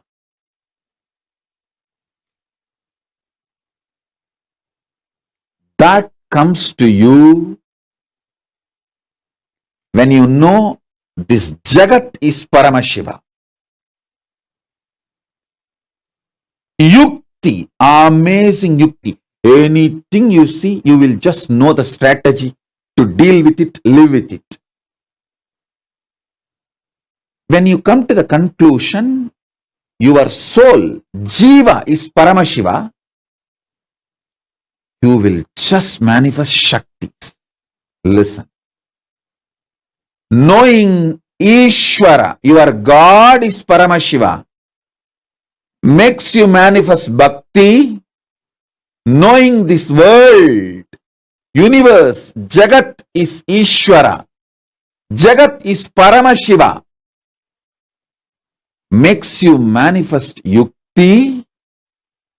Knowing yourself, Jiva, individual, is Paramashiva, makes you manifest Shakti. Knowing your Jiva, your Ishvara, your Jagat, knowing your Jiva, your Ishvara, your Jagat, all the three are Paramashiva, is Parama Advaita. That is what I call Parama Advaita, manifesting Shakti, Bhakti, Yukti. Listen.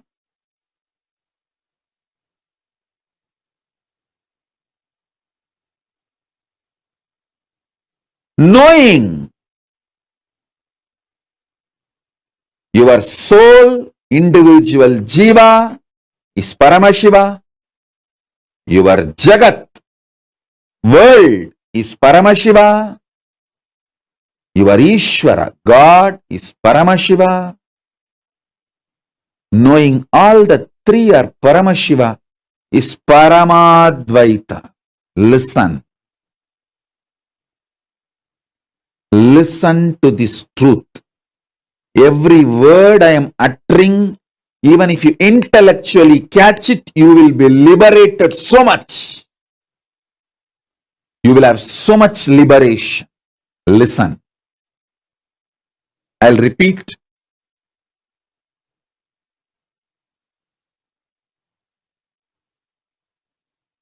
Cognizing your Jiva, individual self, is Paramashiva, makes you manifest Shakti. Cognizing your Jagat, world, is Paramashiva, makes you manifest Yukti. Very powerful strategies for conscious success. You will have social success also, but conscious success, you just know how to deal with everything.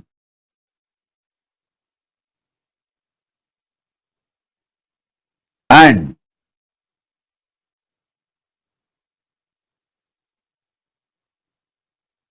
if you cognize your Ishvara, God is Paramashiva, you will manifest Bhakti. Understand?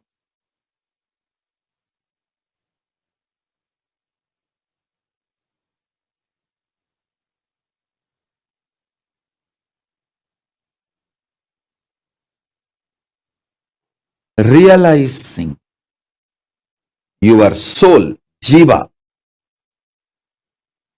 Jagat, your world, Ishvara, your God, all three are Paramashiva, is Parama Advaita. That is Parama Advaita.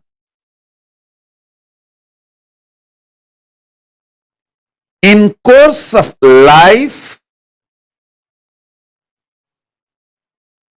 when body mutates, it starts manifesting more possibilities, more powers. Mind mutates, it starts manifesting more possibilities and more powers. Humanity heard only about these two mutations.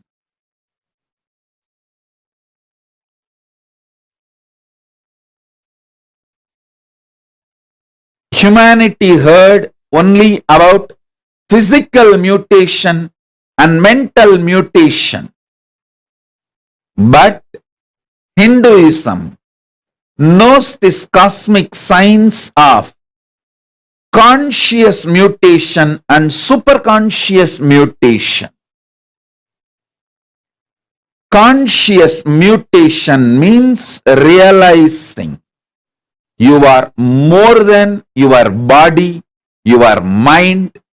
You are more than the length, breadth, depth, time, space, dimensions.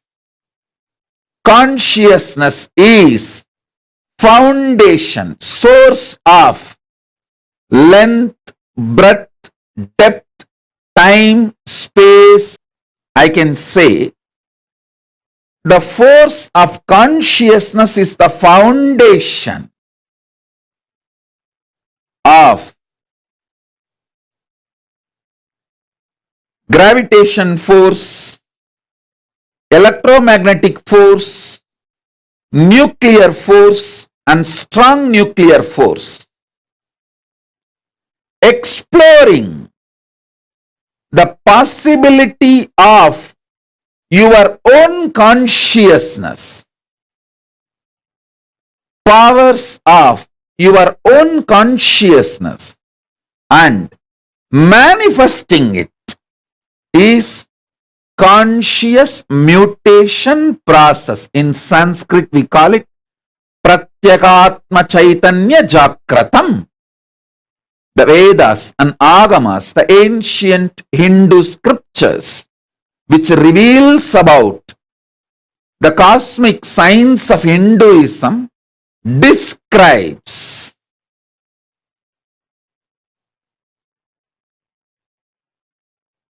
conscious mutation as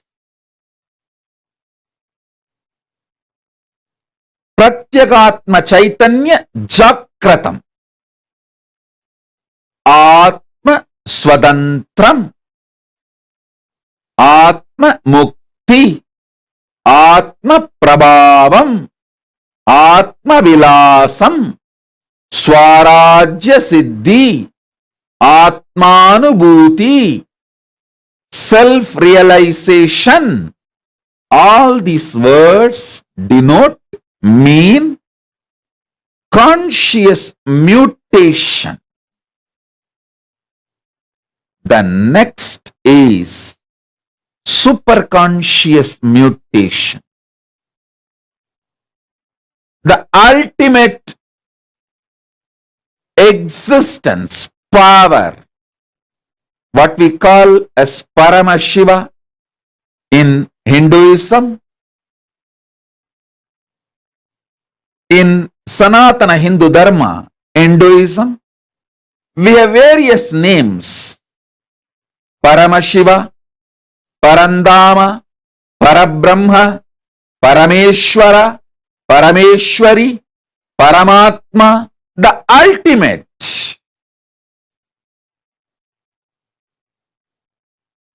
That super consciousness entering into individual consciousness of you, your individual consciousness, and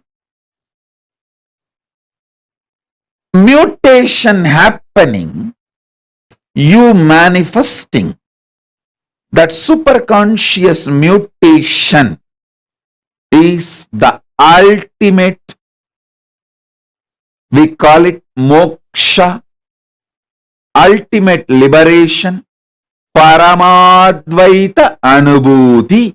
In Sanskrit, we use the word Parama Advaita Anubhuti, ultimate oneness. Hindu tradition, Sanatana Hindu Dharma is focused on this superconscious mutation, ultimate oneness. Just physical mutation and mental mutation happens in the lower planes of the universe. But conscious mutation, superconscious mutation happens in the higher planes of the universe, vertical time zones of the universe.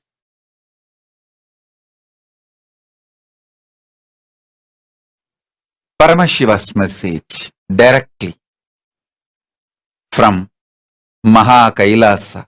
Listen. Superconscious mutation is literally experiencing Paramadvaita spontaneously, simultaneously, and manifesting the energies of Paramadvaita synergetically. It is beyond initiation, Shaktipada, Shaktinipada. One initiation is equivalent to trillion instructions. Listen. One initiation is more than trillion instructions. Even if you receive trillion instructions, it won't match one initiation. One initiation is more than trillion instruction. Same way, one Shaktipada is more than trillion initiations. Then one Shaktinipada is more than trillion Shaktipadas. One superconscious mutation, Paramadvaita Diksha, is equivalent to trillions, I should say more than trillions of Shaktipada, Shaktinipada, all initiations.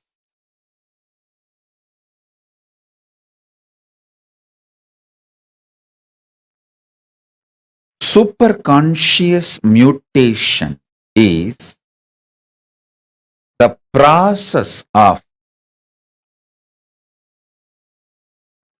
manifesting Paramashiva in all your 25 paces and phases. PHASES, pace, paces. phases, F-A-C-E-S.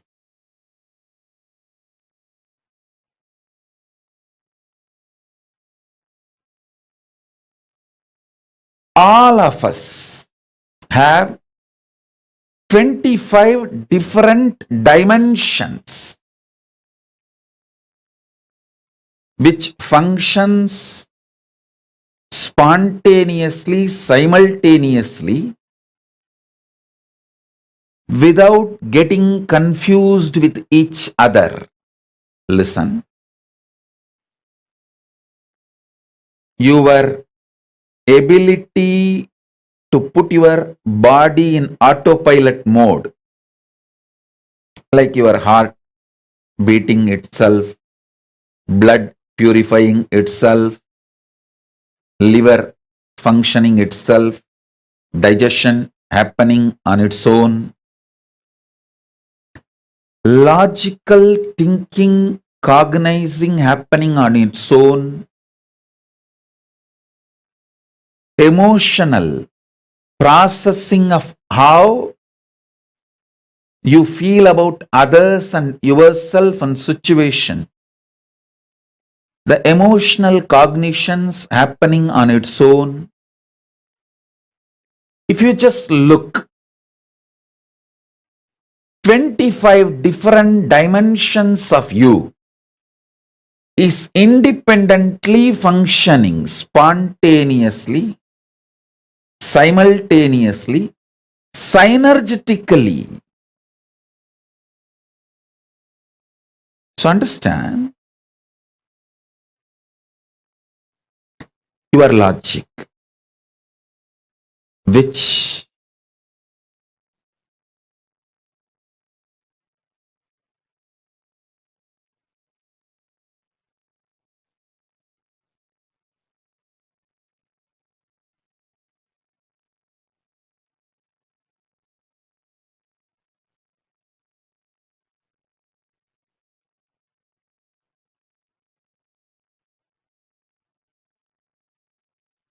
receives information, processes information, makes decision.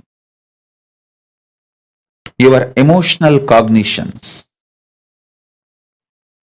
receives inputs, processes and decides. Understand? Listen.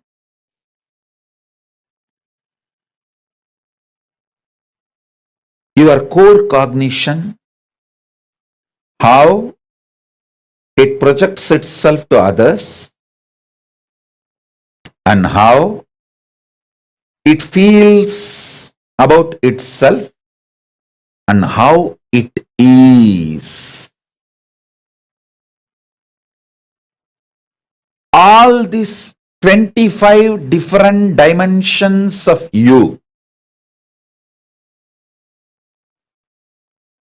getting superconscious mutation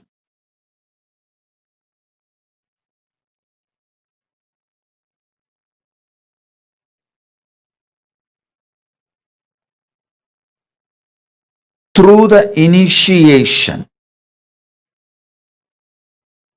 is the process I am doing right now for all of you. Listen.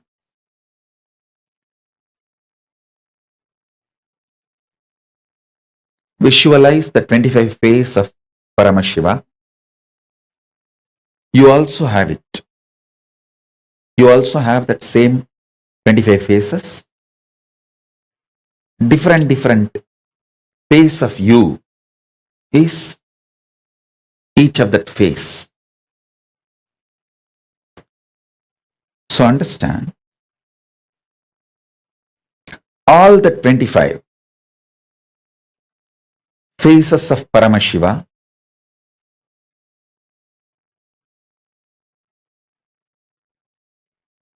manifesting in you with the same superconscious powers of Paramashiva is the purpose of the initiation I am doing now, right now. The core phase of Paramashiva is exactly what he is. In you also, the core phase of you is exactly what you are, not what you feel or what you project. No. What you feel as you are is different than what you are. What you project as you are is different from what you are. The core of what you are and the core of what is Paramashiva is made to feel Parama Advaita oneness during this initiation. I have experienced in the parallel universe what is Paramashiva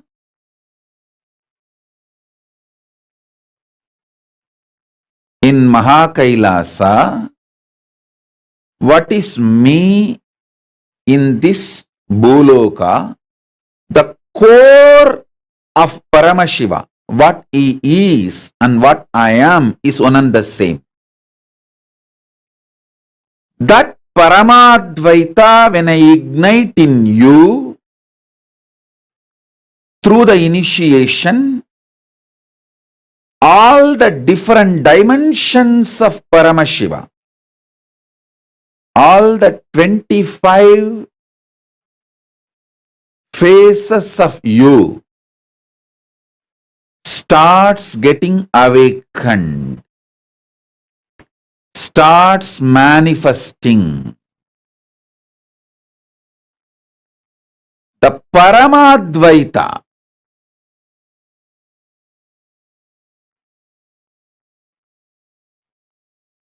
Parama Advaita is an extremely powerful superconscious mutation process.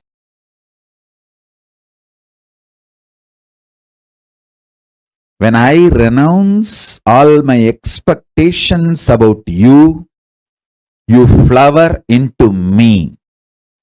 When you renounce all your expectations about me, you manifest in oneness with me. Paramadvaita happens when you renounce all expectations.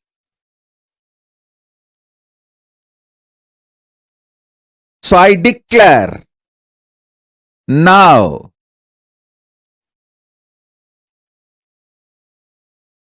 as a living manifestation, Paramavatara of Paramashiva, I renounce all my expectations about all of you.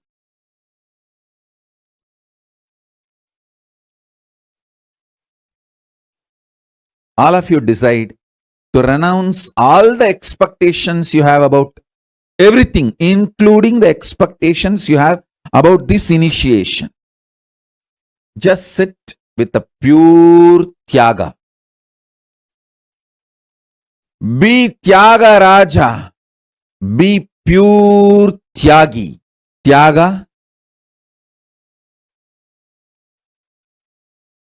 is the royal way, connects you to manifest Paramadvaita with Paramashiva. It's an immediate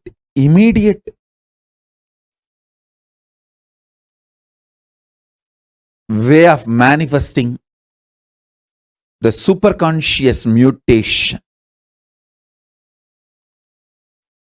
People ask, oh, through initiation, just like that I can do what I want. You can. Just drop all the expectations you have about you,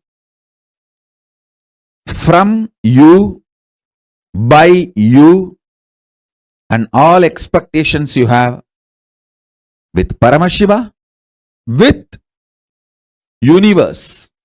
Drop everything. And sit now with the Tyaga as a Tyagi. Parama Advaita and Saranagati. Parama Advaita from the space of Paramashiva, Saranagati from the space of you. Both are parallel universe, synergetic, spontaneous, simultaneous trigger. When he triggers Paramadvaita Anubhuti, you experience Saranagati. When you trigger Saranagati, he experiences Paramadvaita Anubhuti. When you trigger Saranagati, he experiences Paramadvaita and he triggers more Saranagati in you. And your more Saranagati triggers more Paramadvaita in him. So, end of the day, Paramadvaita and Saranagati merges into one and becomes one beyond oneness.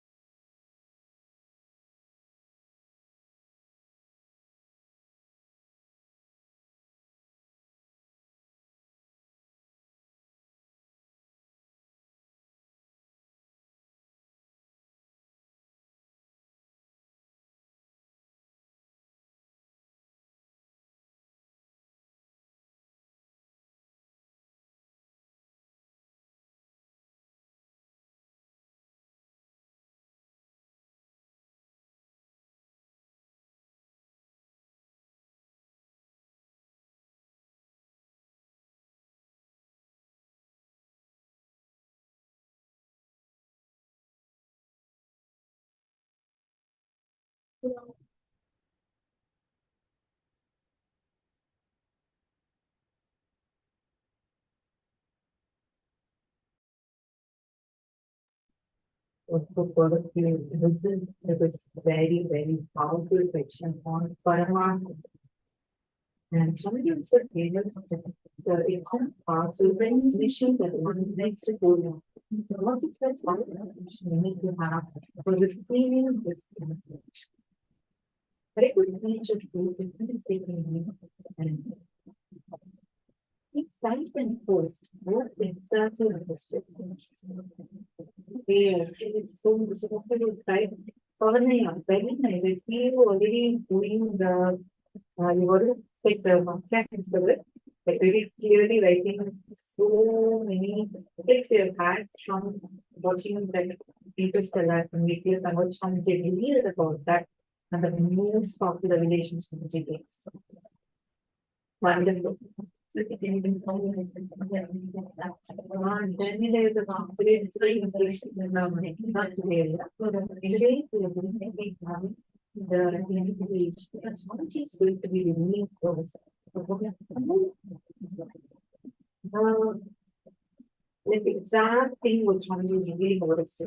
It's Parama Advaita investigation along with how the future part of us, the future enlightened part of us.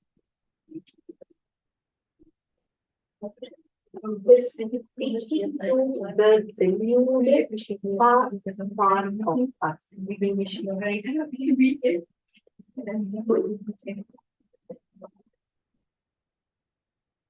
I mean, if you understand.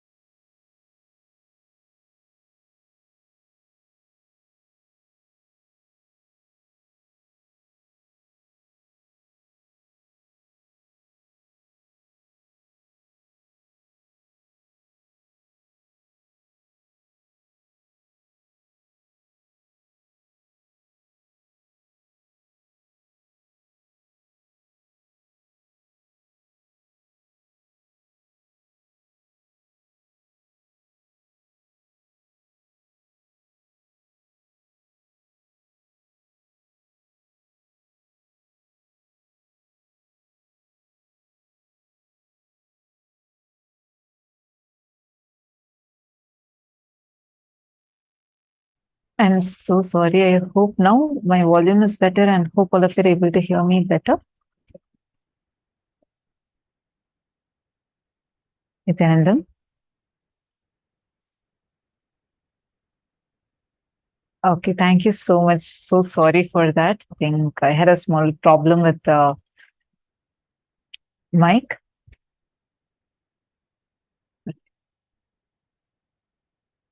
So what I was actually saying is very beautifully, I saw some of you who have already started typing and posting the vakyats, these points. What was the click that you had? So very, very nice. Because today's initiation, today we are not going to be having healer's initiation. Someone asked if today is going to be healer's initiation. Today is going to be the initiation of Parama Advaita from the exact powerful revelation that Swamiji had revealed to us.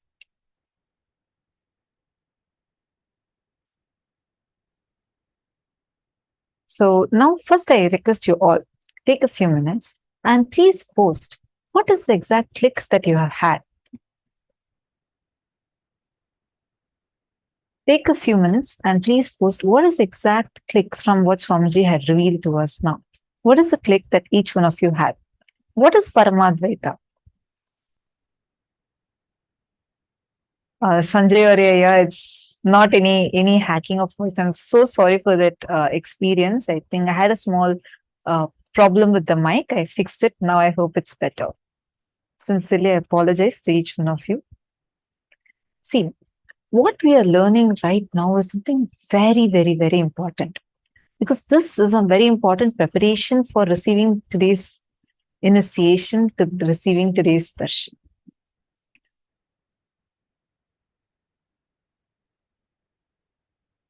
The cognition, the very powerful cognition that Swamiji had given to us today, where Swamiji explained to us how Swamiji is giving that synergetic trigger inside each one of us, and how the source from which the source of Paramashiva, source of Swamiji, and source of us, all three are one and the same. And it is not in a way like a philosophical way that we understand and we cognize. Are you all understanding this? This is actually, you need to take a few minutes to cognize it. And Swamiji also said, the best way to prepare for this initiation is drop your expectations. Drop your expectations about anything. Even the expectations you have from Swamiji, from the initiation, from, oh, if I get this initiation, I'm going to be manifesting powers.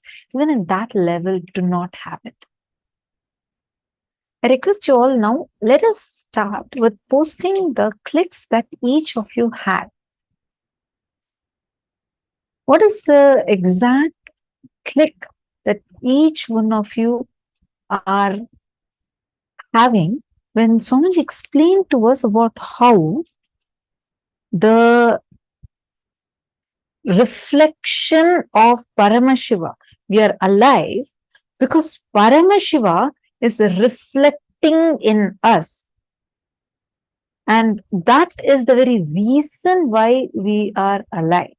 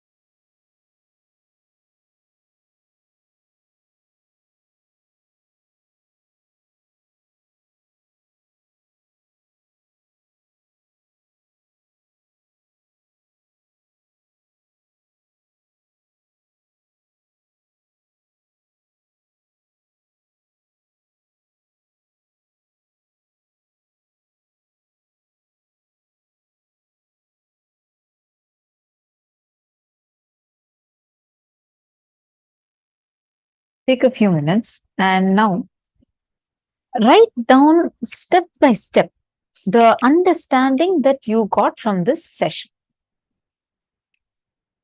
Mimicry is posted. Eventually, we merge into one.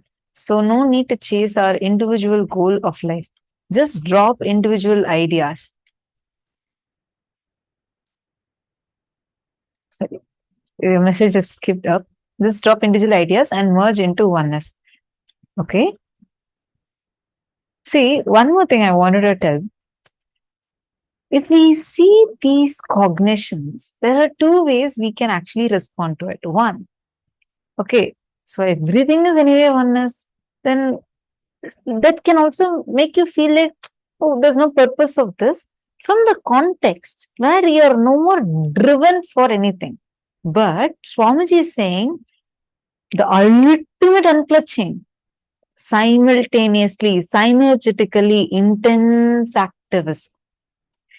Yes, you don't need to chase your individual goals, but intense activism. Understanding? What does that do when you let go of your expectations? Swamiji explained it nicely. I did not hold everything. Oh, no problem. Mananda Mahapurna, I'll explain to you now. From whatever my understanding is, I'm going to be explaining it to you now. See, expectations. Let's understand this word a little more clearly. The expectations that we have determines the kind of experience we are experiencing from our life. For example, you restrict a few things, like you say, a simple example. How many of you here have felt, I'm not at all manifesting powers. Power manifestation is not at all happening to me. I even doubt, probably my third eye is corroded, eroded, and it's not probably alive, active, working. How many of you have any of these cognitions? Take a moment and just you can put yes or even you can put a cognition. Please tell.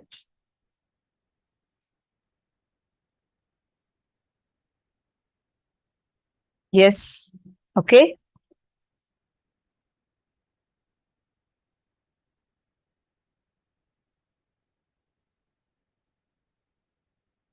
Right. Now, when you carry the cognitions that you carry inside of you, some expectations you have to get something. Like you're saying that if I'm sitting and manifesting powers, if I'm going to be sitting now and doing the seeing through the third eye, then exactly as it is outside, it has to appear in front of me in my third eye. How many of you have this kind of a definition? We all carry, no? That's what is the expectation that we carry. We all carry like a frame through which we all see it.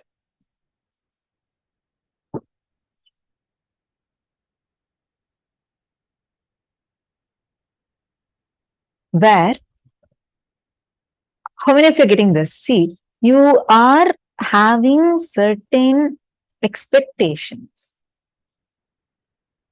Like literally you see, like, because I have had this before, I used to carry all the time. I used to say that, oh, I'm not manifesting because I can't see exactly what is there outside as it is. I can't really see it. So I'm getting, like I'm not really manifesting powers.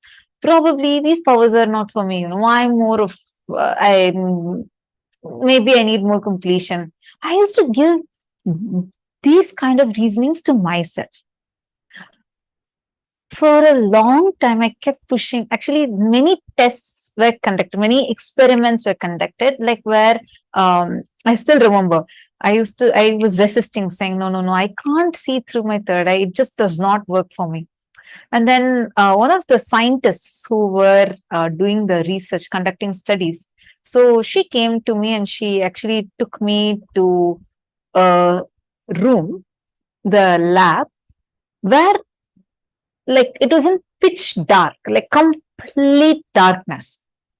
Okay. And she, in that one, she actually put eye patch on my eyes and tied a blindfold. And then she kept a paper in front of me where she said, okay, see, I've already put eye patch and an eye band. And so it's like, there's like zero way light can even enter. Despite of that, she has even turned off all the lights and made sure the room isn't pitch dark. Like by putting all kinds of like black cardboards, etc., and made the room completely dark. Now zero light can enter. Now I'm going to check if you're able to read from this paper or not. So she actually kept a paper and she had written the word. It was like with a drawing and paper with some words written on it. So she kept it in front of me. And it was a printed one. So you can't like actually feel it or anything. It's a printed paper. I remember so clearly. I was telling her, no, I'm not going to be able to do. She said, okay, anyways, you're saying you can't do. You just sit. So my mentor was also there. She said, anyways, you're saying you can't do. So leave with us whether you can do or you can't do. Anyways, you came off here. Just sit. If at all something has to manifest, only Swamiji can do. Right? You don't bother about whether you can do or not, because anyways, you can't do it. It's only Swamiji who can do. Just sit and try. So I said, okay. And she told me that only if I try this, she's going to let me to go and do something else. So I was like, no, I wanted to go do that. I want to be there and finish that. And I was like really trying to resist this. So then I remember very clearly, I touched the paper. Like there's zero way to see it. Whatever letters came in me, I started telling whatever thought came in me, I first started telling that. They kept changing the paper one after another, one after another, one after another. 7 times straight with no mistakes. I was able to see everything clearly. It was not exactly as it is. It was not exactly as, okay, this is what I'm able to see with my 2 eyes and that's why I'm seeing like this. But I was able to see beyond my understanding, my expectations. Are you understanding? This was the experience Swamiji gave to me. Now, every time when I'm putting a judgment saying, like this only, I have to be able to manifest, means my power manifestation should happen exactly like this.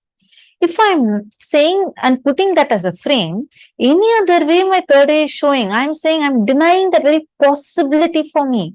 How many of you are understanding that? You need to renounce any kind of expectations. Any expectation is a corruption in your inner space because you are not going to be able to even cognize what life is showering upon you.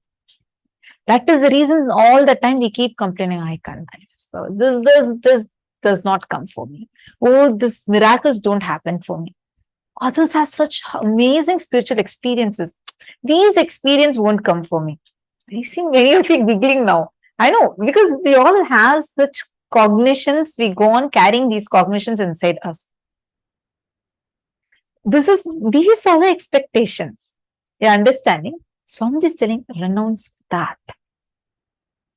If you go a little more deeply, you will understand that it is when Swamiji is telling drop your expectation, Swamiji is telling drop even in the level where you feel, okay, like you have certain expectations that you are carrying, even to the level like, I should feel some bliss.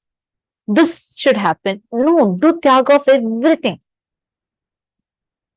Just sit because you're sitting with Swamiji. Just sit, that's all. You don't need to have a reason. You will see your inner space will get ready to receive what Swamiji is waiting to shower. He's here waiting with so many gifts. Are you understanding? Ma Ananda Mahapurna, don't even worry about thinking like, okay, am I going to get this? Ma Martha has posted, I can move the Atmalinga on cell phone when I hold a cell phone in hand. Just that one I'm looking to grow. Okay. Now, Ma Martha, do you see? This is the expectation we have. We are expecting, saying in this scenario that you have given. Your expectation is, if I want my Atmalinga to move, I want to actually see it roll. Nothing wrong. Nothing wrong. But as long as you're carrying that as an expectation and sitting and looking at it, and you see that it has not yet rolled to the way that you want it, you're denying to yourself, saying, okay, it didn't happen. I sat for 5 minutes or 10 minutes. It did not happen. Why is it taking so long? It will not happen. I know for sure. This is what I told. I knew it. This power is not going to work for me. And we declare to ourselves, this is not going to be working for me. This is not going to be manifesting in me. And we stop our possibility. You're understanding? Ma Sahana has posted, I did Tyaga of everything, and to my surprise, it is happening. Even today's topic is also an answer to my question. That is also a surprise. Every moment would be surprising, pleasantly surprising, and amazingly miraculous with Swamiji. The moment we drop our expectations, we start understanding that Paramashiva is reflecting in us. We are his own reflection.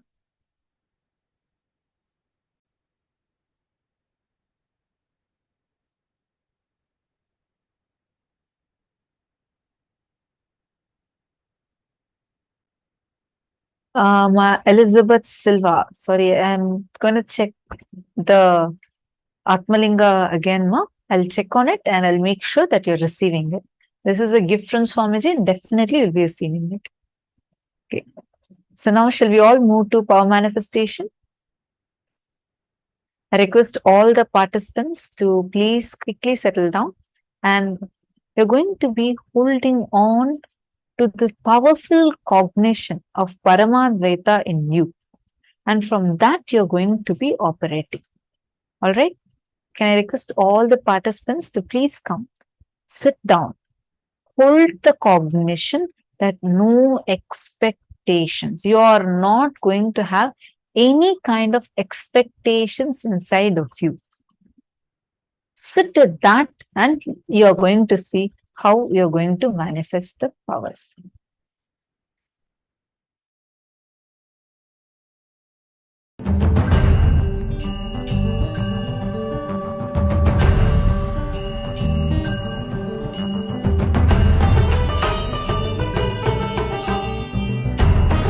This is Beilingao. I from Norway. 27th of July, I did group puja. In this puja, we allowed to write 4 family members. So I write down my husband name and my parents to pray healthy. And around 2 o'clock in the morning, puja is finished in Norwegian time. Then after 5 hours, we eating breakfast and we go to work. But before we eating breakfast, my husband used to take some medicines and using spray to his nose and drop his eyes because he is very seriously for allergy. He is nearly 30 years. And if he don't use that, he is painful. His eyes couldn't open, and nose is bleeding sometimes. Using this medicine also over 1 year and couldn't stop. But just the same days, in that morning before breakfast, he didn't doing the same action. I'm very surprised in that time because he is a Norwegian. I didn't tell him I did puja for him, and I also didn't ask. So we just go to job. After we go back home, and in the evening we have a free talking. I asked him, today you forgot using your medicine for your allergy for your nose and eyes. He said yes. Today morning, when I wake up, I suddenly decided myself I don't want using my medicine. So whole day I didn't feeling unwell. It's quite well. So I quit it. In my mind, I think, wow, this must be Swamiji did. course, and strongly recommend everybody to participate in the ritual in the Swamiji of us to get blessing. Nithyananda.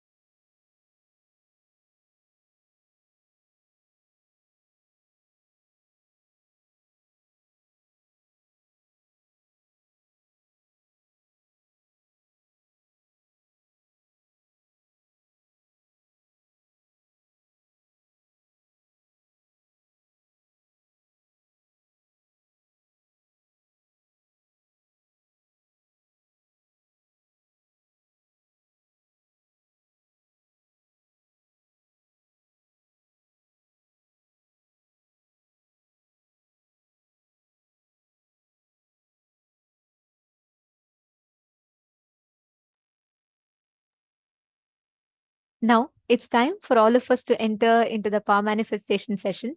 So, Ma Viraja, why don't you share with us what Parama Advaita, what Swamiji explained as Parama Advaita? Sure.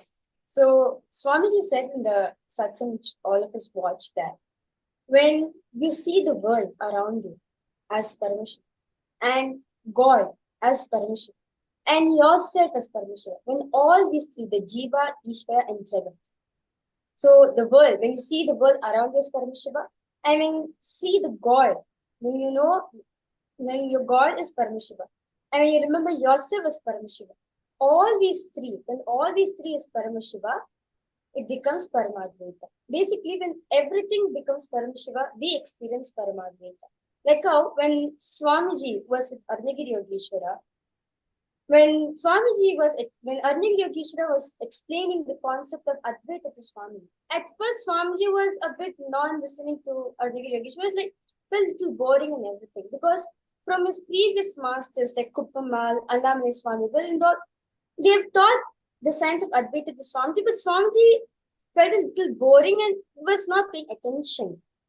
And Arnagiri Yogeshwara noticed this and immediately called Swamiji saying, Swami, and Swamiji sat up. Naturally, Arnagiri Yogeshwara is how to say, even when Swamiji says about Arnagiri Yogeshwara, immediately all of us have a wide smile because the way Swamiji describes about the relationship between him and Arnagiri Yogeshwara is so I know it's such a scene to be seen. Like even I, like if at all I have chance to ask Swamiji, like I'll say Swamiji, I really want to have this darshan of you and Anya Yogeshwara sitting together having the relationship.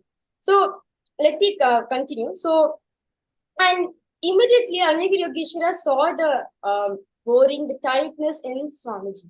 And Anya Yogeshwara just straight looked into Swamiji's eyes and immediately said, Onuda. That's it. And Swamiji saw everything around him becoming one, like the temple around, next to him, the hill in front of him, and the linga, and Anya Yogeshwara were all becoming one and was merging into this inner space. So this is what I understand is Parama Advaita, where everything around you, not just like when you're sitting for prayer, like you should sit in a space of you and God is one and the same. When you're manifesting powers, take the example of consciousness or a matter. You, matter, and Paramashiva as one and the same. So same way. It's the same way. Even this power of Aushadha Darshanam, the power and you is one and the same. You and Paramashiva is one and the same. Paramashiva is nothing but the future of you. And you are the past of Paramashiva. That's all. It's nothing but you seeing the higher possibility of you, which is Paramashiva. Yes. Beautifully, you explained it just now. I think Ma Brija has summed up the whole essence of what Swamiji said so beautifully for all of us. And power manifestation is nothing but you experientially understanding Paramadvaita. The strategy with which we operate in life will completely change if you apply Paramadvaita as your fundamental cognition in life, your fundamental experience in life. Now, power manifestation is the best way to experience, express, manifest that Paramadvaita Anubhuti. So now without further delay, let's all get started. What we're going to be doing is the exact same thing as last time. So we're going to be doing, this is the conclusive round. So after this, the next round we'll be doing the next level of this power. So I'm going to be projecting a herb. You're all going to be scanning the exact, precise target organ of that particular herb.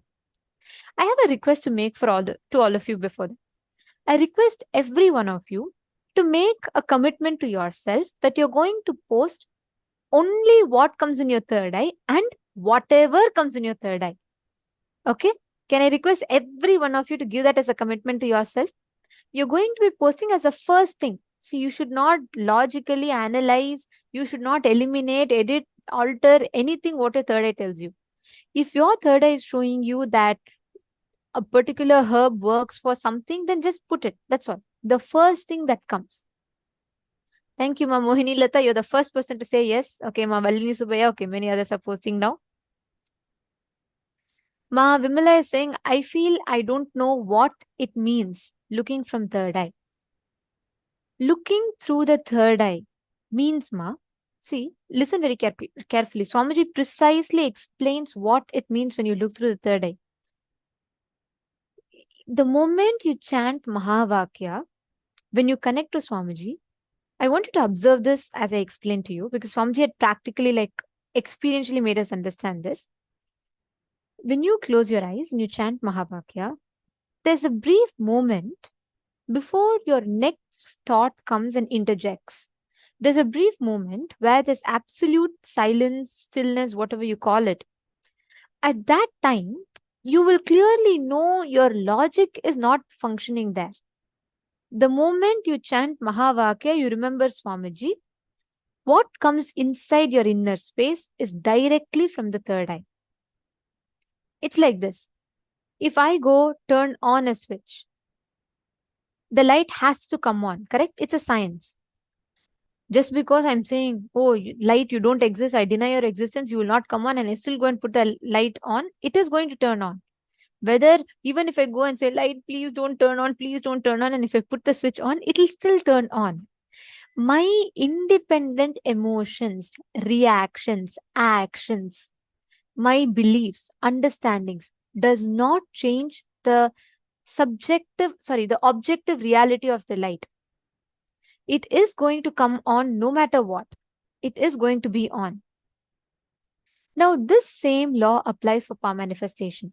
The moment you chant Mahavakya, the moment you connect to Swamiji, doesn't matter whether you are a staunch believer or you think you are the hardest nut to crack, you can never manifest powers, or you think, there can be nobody like me. I am the most logical person, so I cannot manifest powers.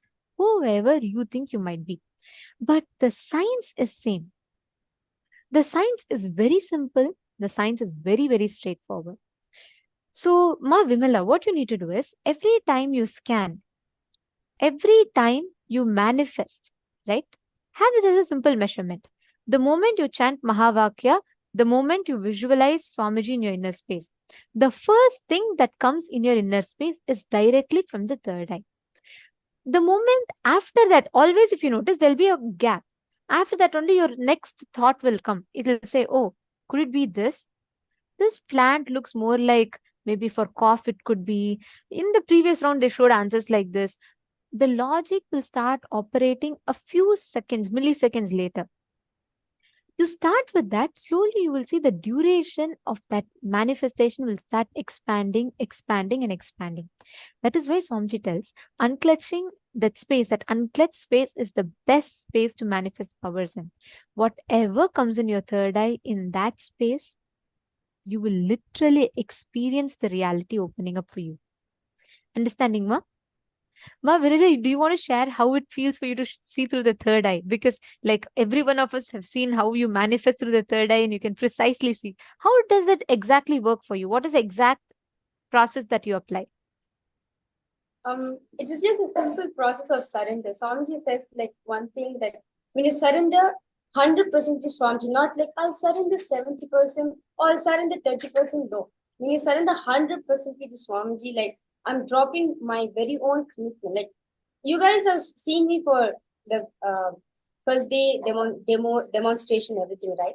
I just say, Swamiji, I'm doing this demonstration for you. I'm just a medium for you to flow through. That's all. Like how you take a cotton and you pour honey on it. The cotton will be soaked with honey. Same way, I'm just your cotton. Let your energy flow through me so that I can experience you, so that I can experience your powers and manifest. And whether I get whatever people say or anything, it's just for you. That's all. I'm just a medium for the world to connect to Swamiji. That's all. So I just surrender myself to Swamiji that there's no I in me. Like Swamiji always says that when you situate yourself as I, when you develop an identity saying I, when you refer to this body as I, we start becoming egocentric.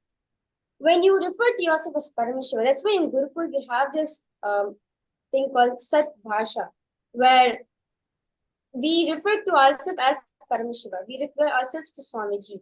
So that any moment of time, like whether you're powerless or whether you're happy or in any mood you are in, we are just experiencing Swamiji, that's all. Whether even if you're powerless, it is just Swamiji trying to make you understand something so that you can come out of the problem. And when you're in powerfulness, it's just Swamiji wants you to be powerful in the state forever. So during the demonstration which I do, I just connect to Swamiji and just drop my I identity. That's it. And I just declare completion. Let me have the oneness with you. Like you had the oneness with Arnagiri and Vishwa, let me experience the same thing with you. I just declare this because when you declare it to yourself, you also have Paramashiva inside of us. So it is nothing a declaration which you're making to Paramashiva who's sitting in front of inside of you. So as soon as I make this declaration, Swamiji just flows. That's all. It's just one simple decision which we take from our side. Like Swamiji says, when you take one decision towards me, I take millions of steps for you to be successful towards you. It's the same way, it's your one decision for you to be integrated to Swamiji, that whatever Swamiji shows you, you just be authentic to it, just be integrated to it, and you will see, you will experience it. The whole power manifestation is not what, okay, let me see how much of rounds I manifest. No, this is the space in which you enjoy, the space in which you manifest the powers.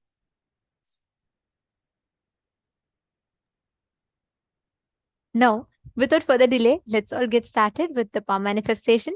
So we're going to enter the first round in 3, 2, and 1. Go ahead. Please start posting what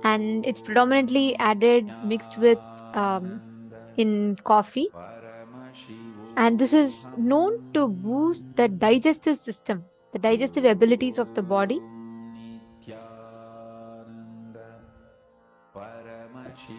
So this is the answer. The answer is chicory.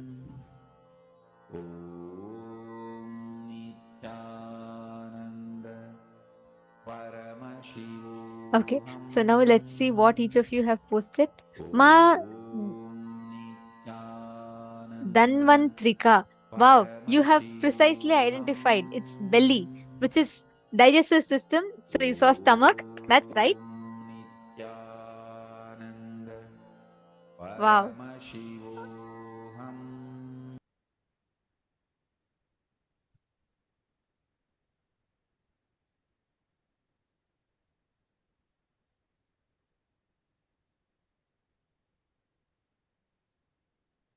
See, I do see many of you have posted different things. That might be its other uses. Like, for example, when we take one medicine in Ayurveda, that medicine also has other positive side effects that it gives us.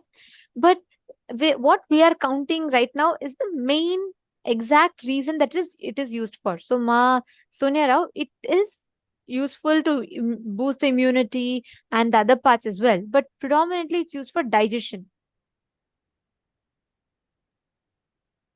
Actually, next, what we are going to be entering into right after this is a very important session, because we are going to be learning about one of the most important aspects. Yesterday, Swamiji revealed to us about the time matrix.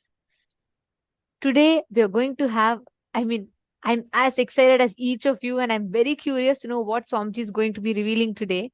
And we are going to be preparing ourselves with some of the important sessions, powerful cognitions, to receive what Swamiji is going to be initiating us into today and revealing for us today.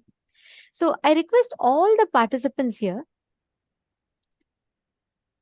please provide your complete listening to the next session. And this session will be followed by a re-telecast of yesterday's session. What Swamiji revealed to us yesterday, we will be having a re-telecast of that session right after this.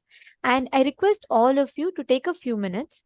Please invite your friends, family members, anybody that you're going to invite them for the darshan. Please invite them for this. It is very important that they attend this session so that they understand the basics. Swamiji is going to be revealing further on this principle today. So I request every one of you to please be available. And Paratatvaya, you can call all the Chinese to come and settle down.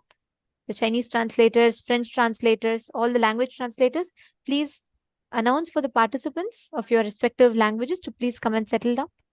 I request all the participants to please be seated in front of the camera. This is very important session. This session will be followed by the exact revelations that Swamiji revealed to us yesterday, following which we will be having a discussion, a Vakyartha Satas on that. So let's. The Isavasya Upanishad's 11th verse. Please recite along with me. 14th verse of the Isavasya Upanishad. Recite. Sambudhim cha vinasam cha yastat vedobhayagnusa vinasena mrityum tirtva sambudhyamritamashnude. Understand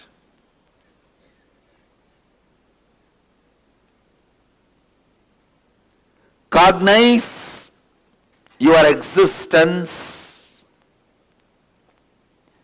cognize the existence of the life, universe, God, everything with a larger vision. Listen, why you do what you do, why you think the way you think should be based on larger vision of life, not just a immediate agitation gratification. Please understand, all your so-called luxury, the sensory pleasures, are agitation gratification. Please understand.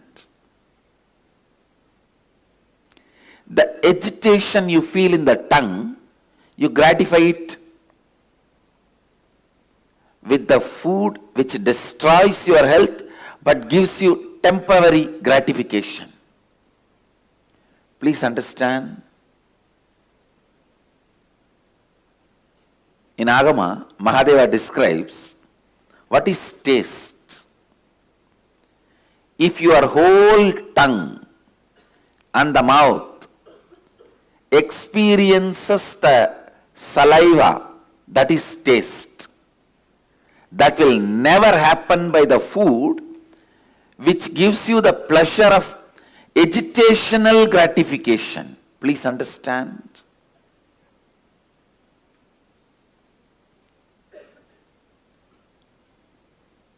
High spicy. Understand?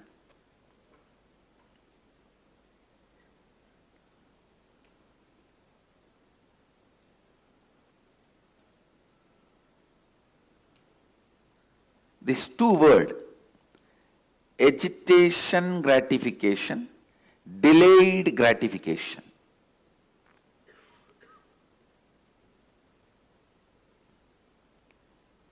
When you think you are going to exist only this 20-25 years which is in front of your eyes, you will always opt for only agitational gratification things. Now, what next? What next?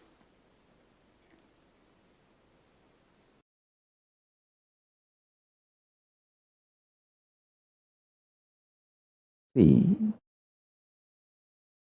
I'll give you the signs of parasite. Whenever you go through the intense flood of hormones and chemicals, for example, hunger, or feeling very horny, lusty, or feeling frightened, terrorized, whether you feel lusty, sexually driven, horny, or frightened, terrorized, or hungry, all these three is just flood of hormones and chemicals inside you. Whenever the hormones and chemicals are flooded inside you, the womb, mother component for the parasites to be born is created. The egg, garbha, for the parasites to be born is created. The good news is you can live without letting the parasites happen in you. But if you decide to dump food the moment you feel hungry, your action is the male component, sperm inserted into that egg. Your actions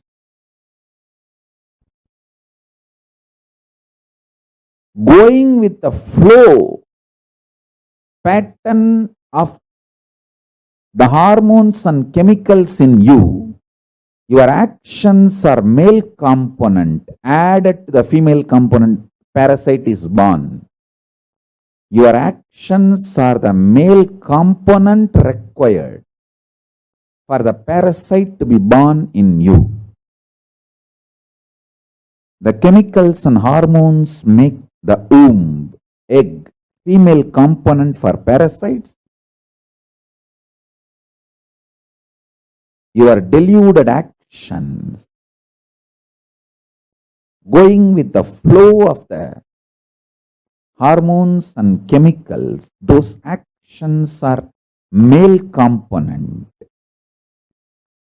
for the parasites to be born. When they both happen, when they both meet, parasites are born in you. Listen, never eat the moment you are hungry.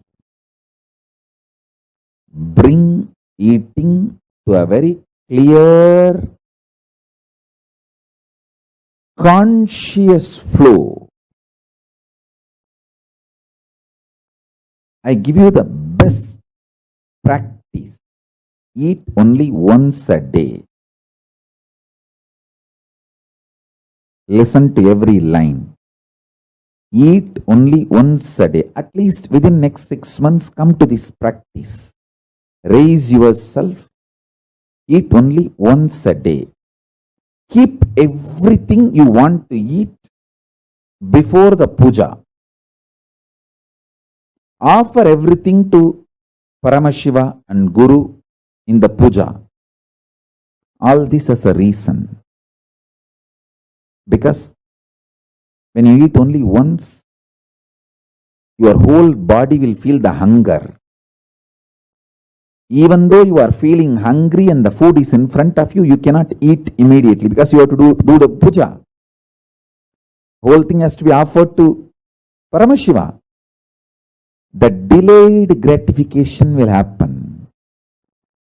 So the agitated parasites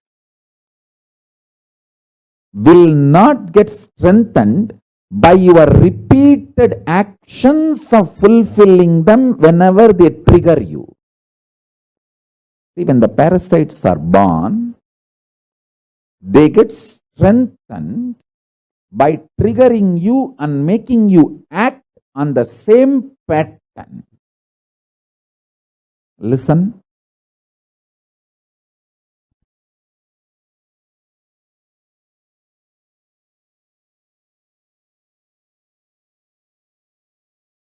Only once in 24 hours you are going to eat means the whole body will be hungry.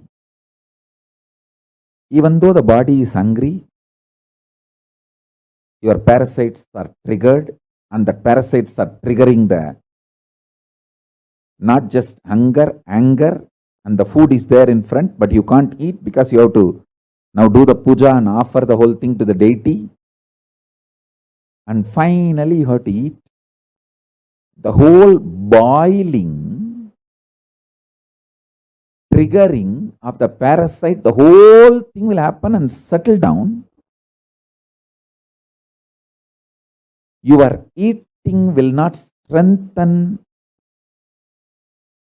the patterns your parasites trigger in you. Delayed gratification will kill the parasites and the patterns triggered by the parasite. A person who does delayed gratification lives healthy, long.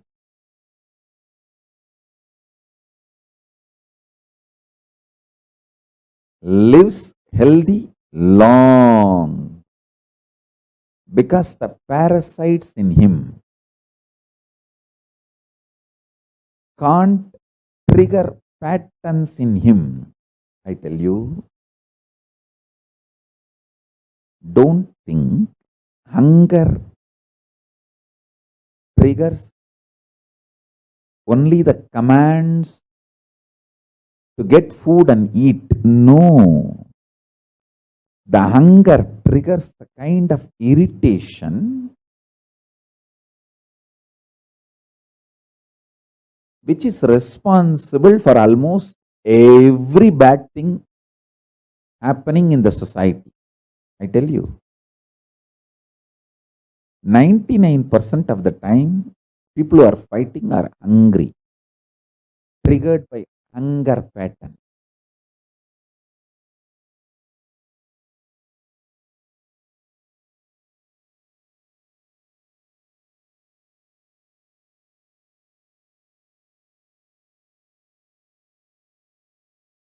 Annadana is the best strategy. I've always seen whenever the people come to visit me, guess I tell them first, feed them, give them food, then I'll meet them. So the meeting will always be pleasant. They will be in the mood to listen to what I am saying.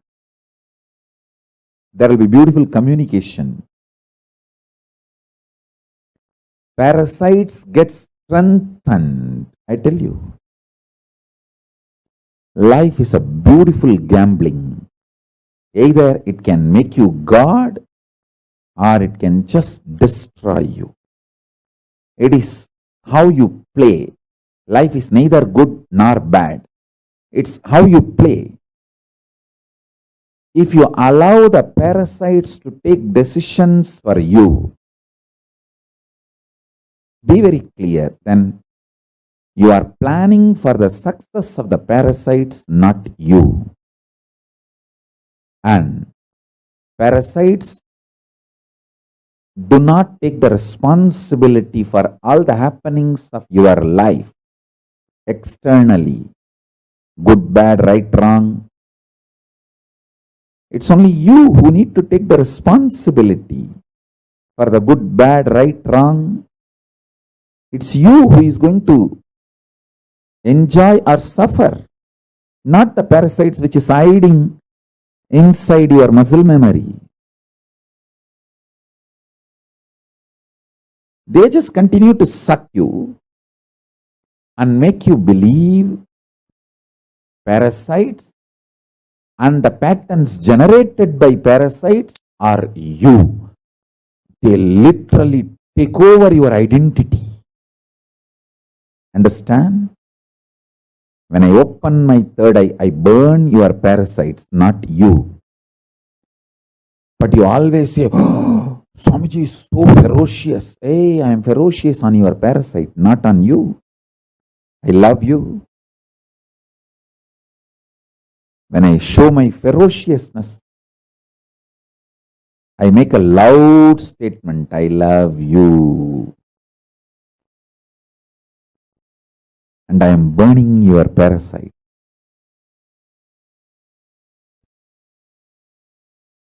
If you try to burn it on your own, you may take births and births. If you allow me to burn it, I can finish it in few days. I am telling you.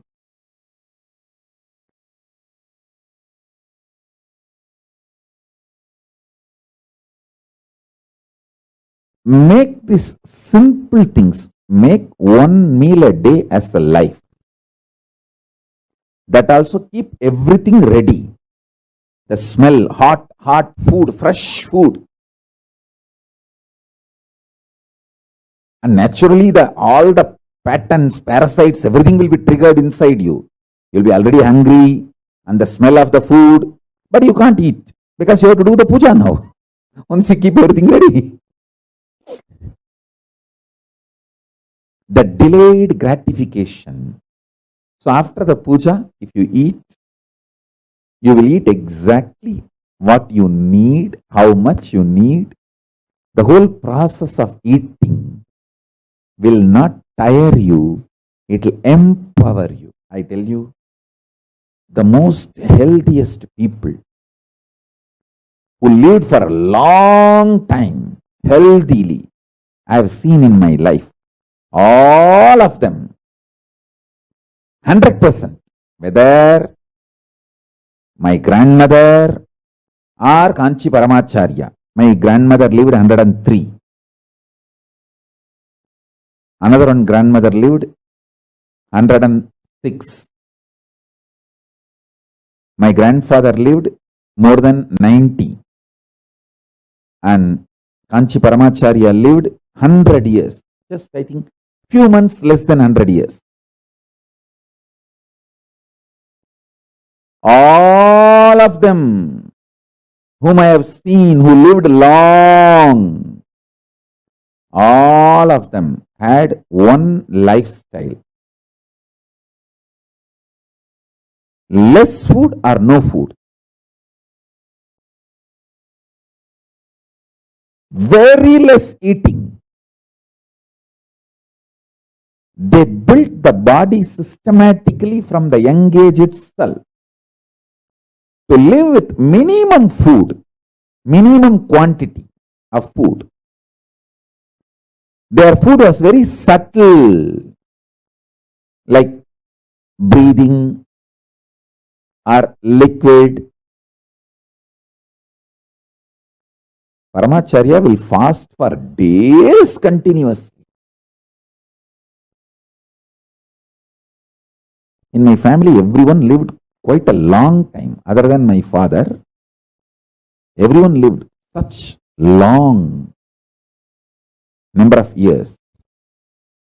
Because all of them had this habit of fasting for Paramashiva.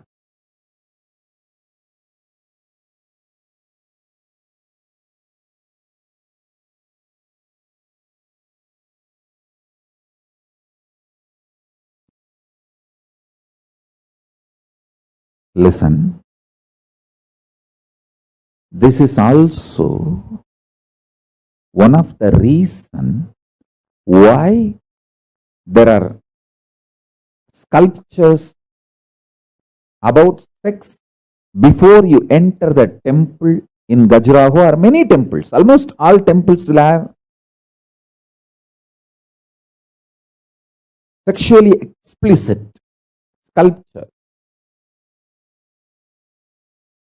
before you enter the temple.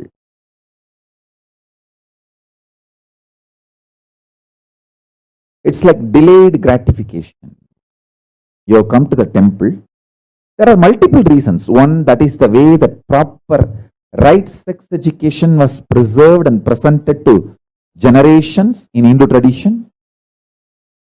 And second, you are sexually triggered, but you can't act out. Now you have to go to the temple inside and do puja.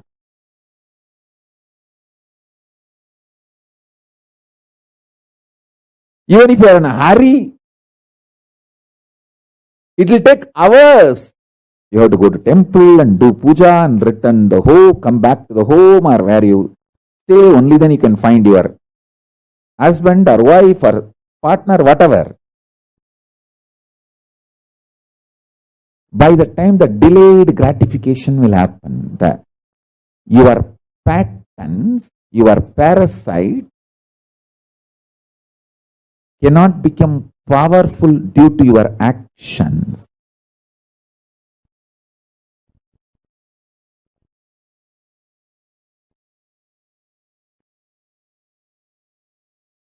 If you listen to my instruction and practice only one meal a day, that also all the food you are supposed to eat, you will keep it ready and start the puja. By the time you start the puja, literally all your parasites will be triggered, microbes will be triggered. They will all be passing commands inside you. Hey, do this, do. And everything will be triggered. But you are silently supposed to sit and do puja. Bhadyam samarpayami. By the time you finish the puja and start eating, all that patterns will settle down and beautifully the delayed gratification will happen. Your eating will not strengthen your parasites, microbes and the patterns triggered by them. If you understand this, you will also understand why the sexually explicit sculptures outside the temple. Because when you see them, you will be triggered, but you can't act now. You have to go inside the temple and do puja. So the parasite and the patterns triggered by parasites will just melt down. Your action will not strengthen the parasites and the patterns triggered by the parasite. This will empower you. This will empower you.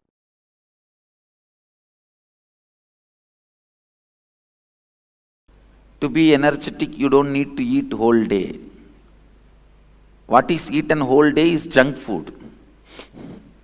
That is not the food for energy or health. To be healthy, just that 1 or 2 meal, clear diet, vegetarian, uncooked, sattvic food is enough. But the diet should be with a clear rule and regulation. Same way, to be enlightened, you don't even need to do whole day spiritual practices. Just the right cognitions, awaken the right cognitions inside and install them, invoke them. Please understand. Now the truths I am teaching, if you invoke them inside your being, they will be making peace inside you eternally. The deepermost part of the cosmic consciousness is peace. Sadashiva. You can experience that by this verse. Please understand. This verse can make you experience the deepermost part of the cosmos, the eternal peace, the Sadashiva. Only one thing. Sit with yourself.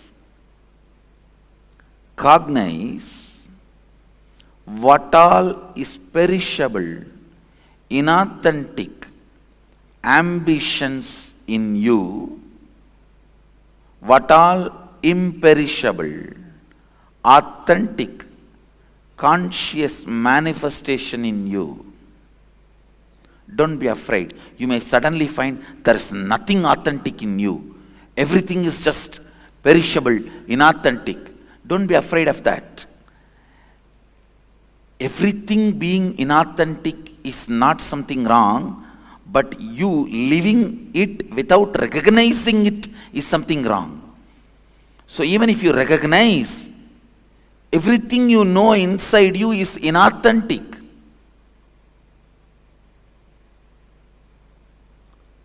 Perishable. Don't worry. This recognition itself is enough. Then drop the whole thing.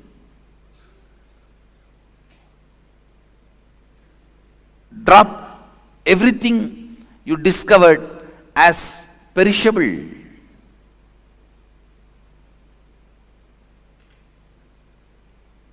Inauthentic. Nothing wrong. You may ask, then how will I run my life? What will I hold on? Don't worry about that. You don't need to hold on to anything for your life. Life is independent of your thinking and cognition. It is independent intelligence. It will start expressing when you drop all the inauthentic cognitions. When you drop all the inauthentic cognitions,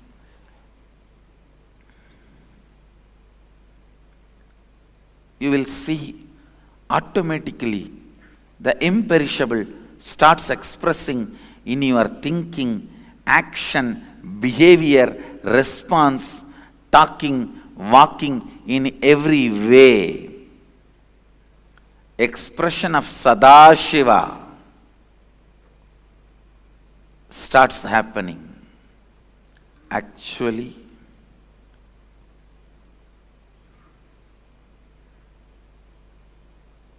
when you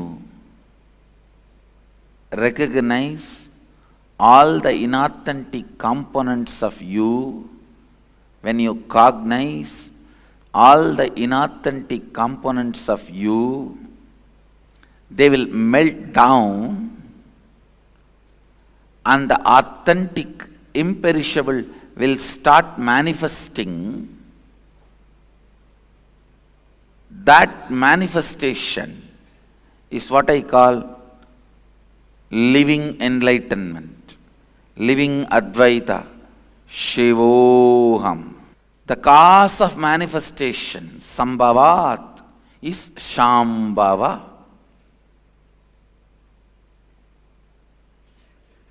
The cause of happening is happening means manifestation means Shambhavat. The source of happening, the cause of happening is Shambhava.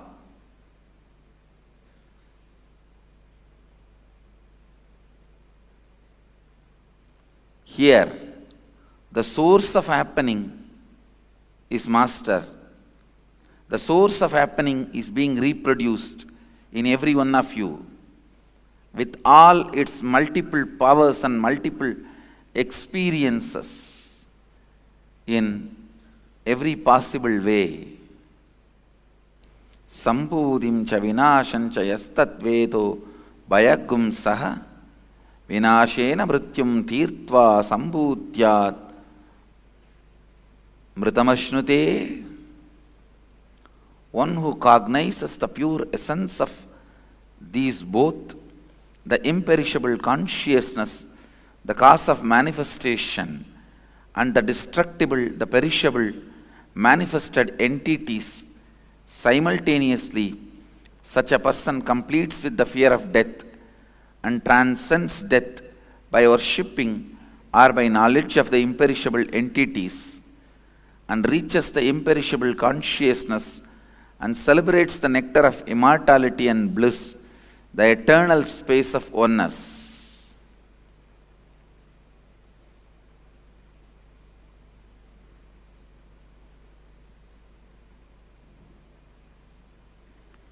Celebrate the imperishable. Celebrate the eternal.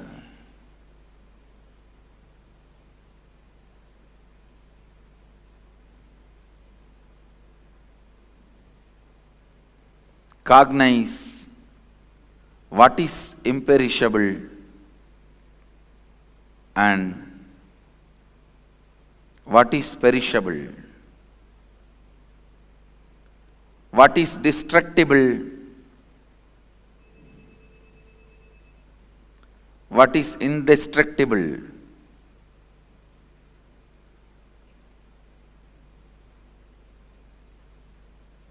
When you start cognizing the inauthentic, perishable, authentic, imperishable inside you, you complete with the fear of death and transcend death.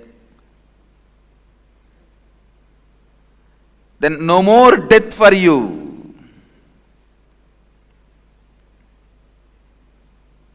No more death for you.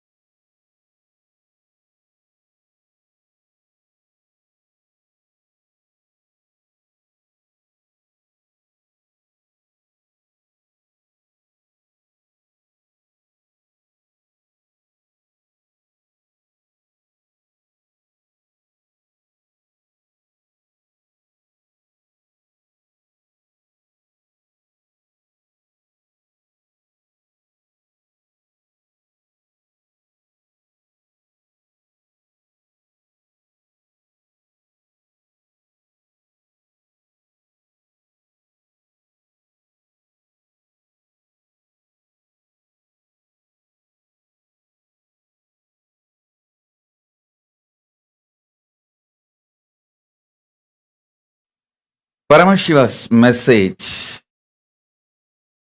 directly from Maha KAILASA. Reason out, season out, hang out, chill out with the highest truth of Paramashivatva. I'll repeat. Reason out, season out,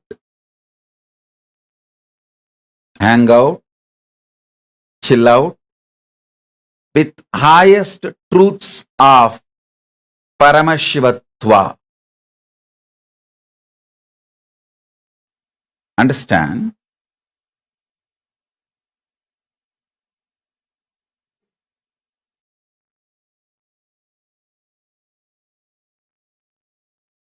Truths of Paramashivatva. All the constitutional rights given to each soul by the cosmos is the highest truths of Paramashivatva. See, like each country guarantees some rights by their constitution to their citizens, cosmos guarantees certain rights to all the beings, especially to human beings. So understand,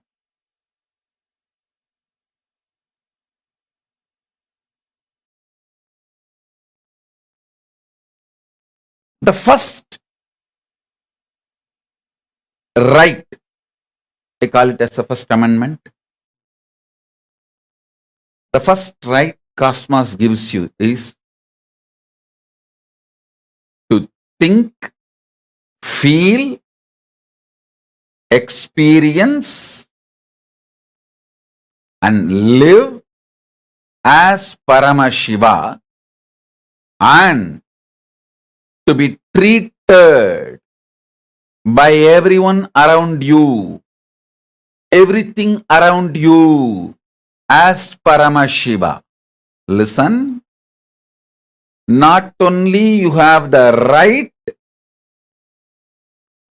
to think, feel, exist, experience, live as Paramashiva, you have the right, everything around you, not only human beings, even the nature around you, should treat you as a Paramashiva, and you have a right. Please understand, these are the fundamental rights guaranteed by the cosmic constitution to every being, especially to human beings, because the human beings are hardwired for these greatest truths. Reason out. When I say reason out, I mean continuously using your logic, rationality. See, power to rationalize, ability to logically analyze, ability to internalize, the power of Sankhya, the right reasoning, the right way of reasoning is the unique gift given to all human beings. Understand?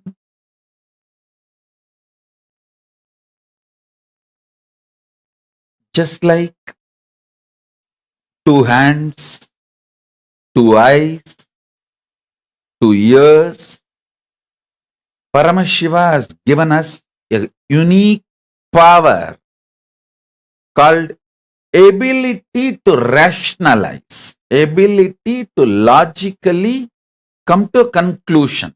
And please understand, your ability to rationalize and ability to come to a logical conclusion is nowhere related to your so-called degrees, universities, education. No.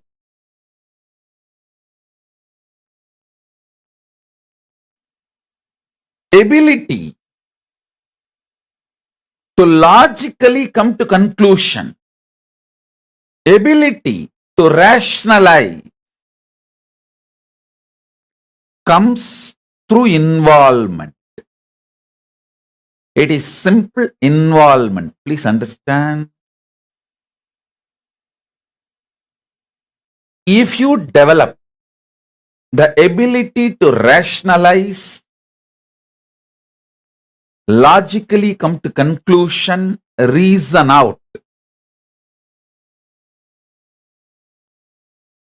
through involvement, that becomes a powerful tool for your pratyaksha pramana.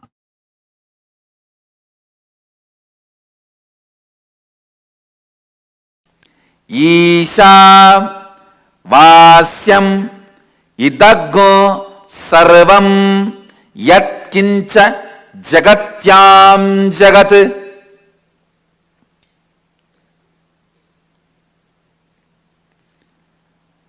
Whatever you perceive as changeful inside and outside you, even when you perceive as changeful inside and outside you, it is God consciousness which is beyond any change. Listen. The different levels of understanding.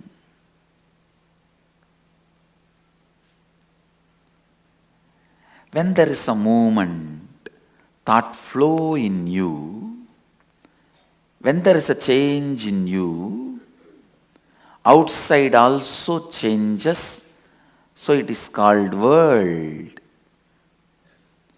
This is yoga. Stop the movement inside you. Inside, when the movement stops, outside movement also will stop. You will perceive the world as consciousness. This is Tantra. Hey, listen. Even while you perceive the change inside and outside you as changeful, it is consciousness living Advaita. Advaita.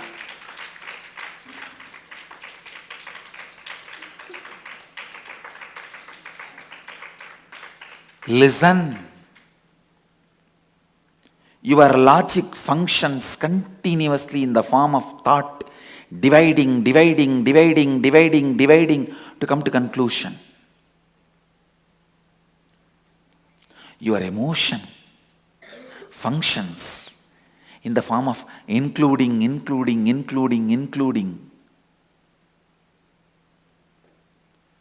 to reach completion.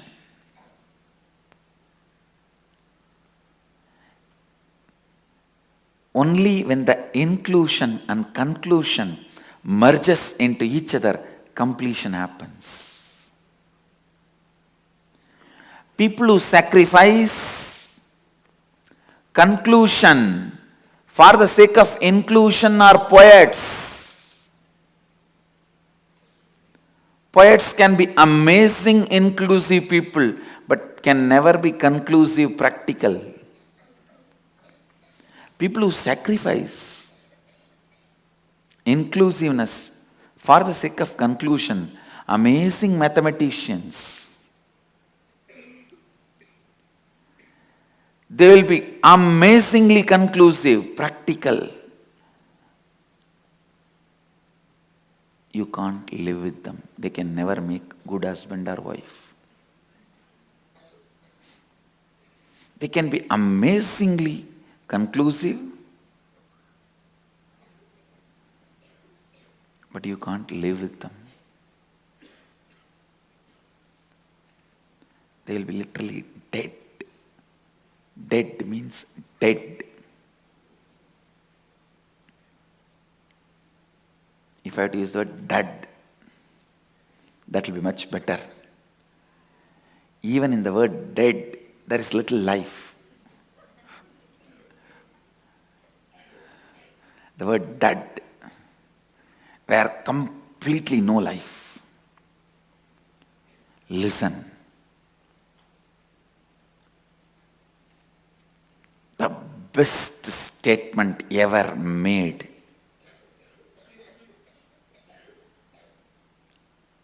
With the ultimate inclusiveness and conclusiveness is this one statement. Ishavasyam idaggun sarvam yatkincha jagatyan jagat.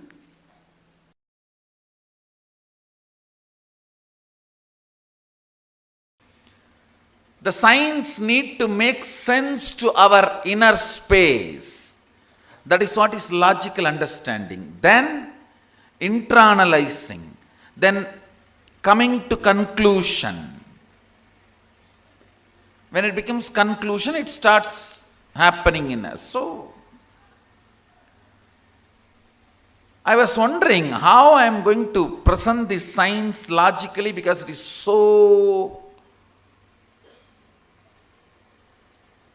such subtle, powerful thought current. Words which always make sense in you, either this or that.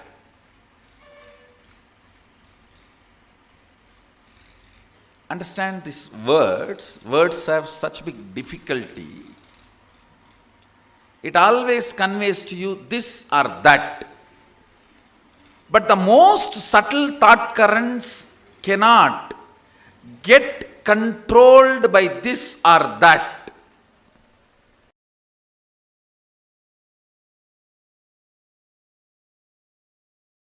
Listen to this carefully. Listen to this carefully.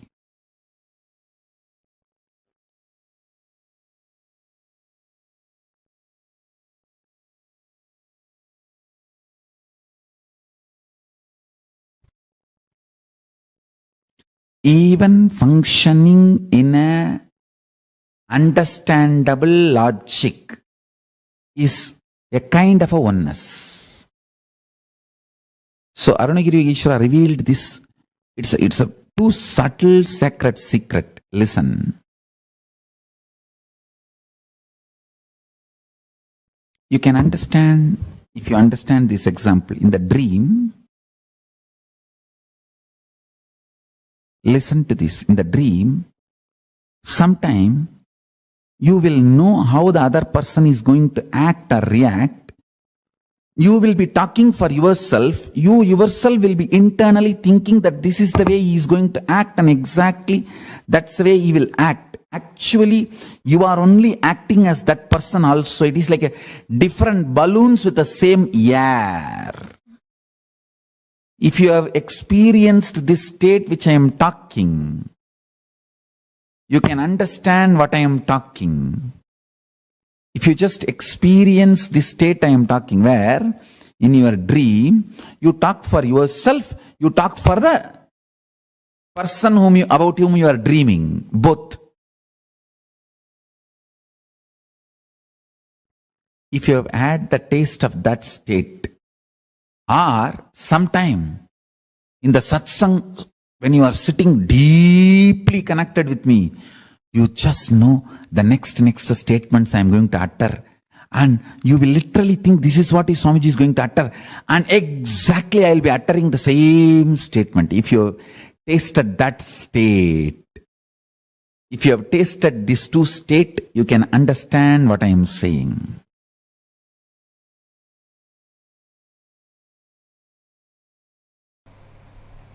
Ishavasya Upanishad gave all the conclusions. Ishavasyam idam sarvam yatkincha jagatyan jagad tena tyaktena bunjita makrita kasya sviddanam. All conclusions.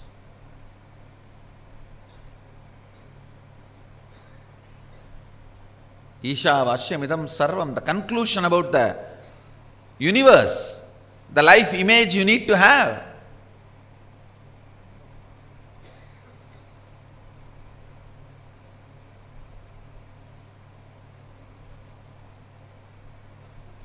Ishavasyam idam sarvam yatkincha jagatyan jagat tena tyaktena bunjita makrita kasya sviddanam. Means the second statement is the conclusion, the relationship you need to have with the universe. Everything is part of you. Be part of it. Not having an individual I and mine, celebrate the whole. The whole Ishavasya Upanishad, if you see, conclusions, that's all. Conclusions. If you just pick up the conclusions declared by Ishavasya Upanishad and start living, cognizing, you are done. Nothing more need to be done. You are a Jivan Mukta.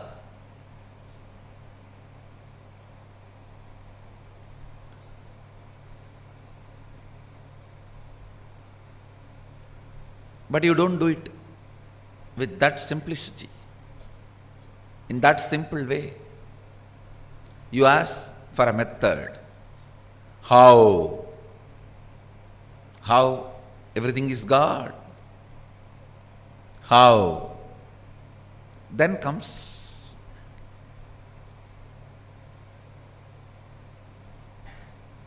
the answer from Upanishad.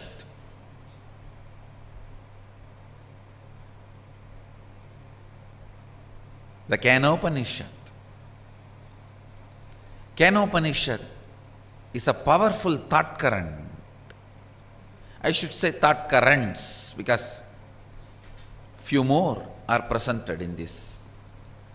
Powerful thought currents. The first thought current presented in Kenopanishad is seeking. Keneshitam patati preshitam manakena prana pratama praiti yuktaha keneshitam vachamimam vadanti chakshushrotram kavu devo yunakti.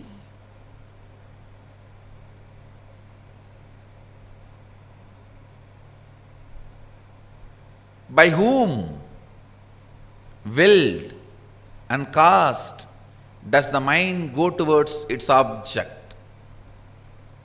What a question.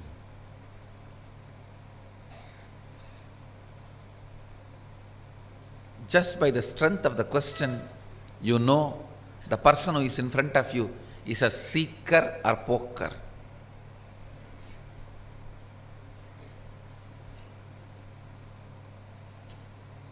Or just an empty cooker.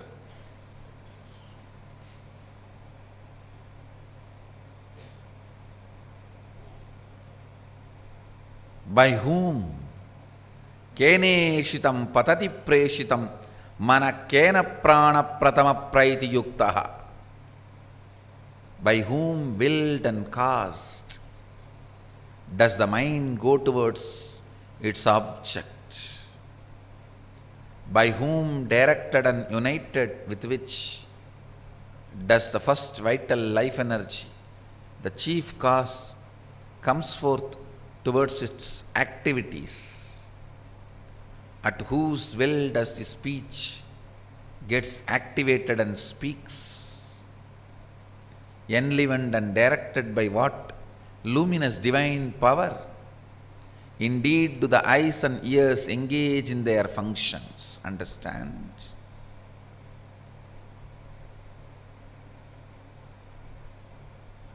The moment you remember you,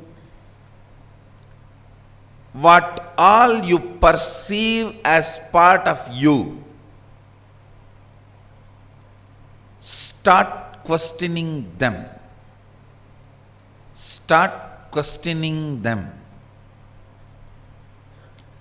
Questioning,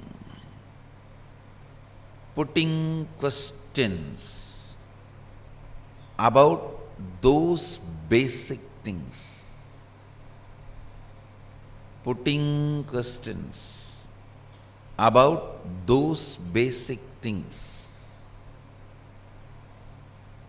is seeking. Don't assume anything.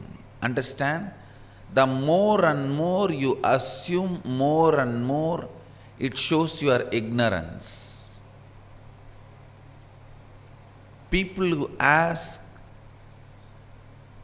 answer for their questions are fools.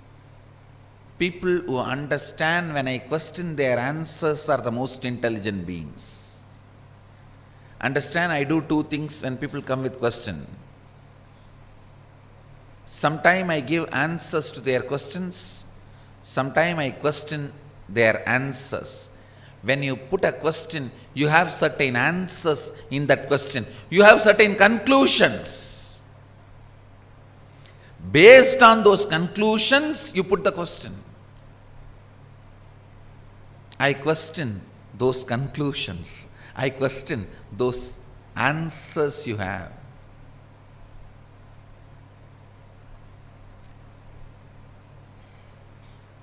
Understand? I am defining seeking. Seeking is having questions without any assumptions as foundation. Non-assumption questions, non-assuming questions is seeking.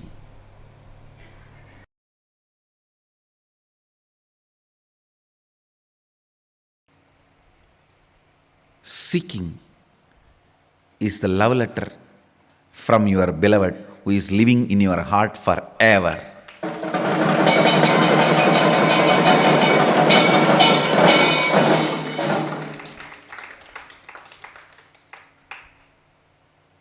If you miss that, you may have to wait for ever and ever to get the second letter. Understand, it's a message from your beloved who is residing in your heart forever. Anything can be lost, not seeking. Body can be lost, you can have immediately another one, because tons are there in the planet Earth. Billions of bodies are there. Mind can be lost, immediately you can make another one. Understand, anything can be lost, you can get it, not seeking. Constantly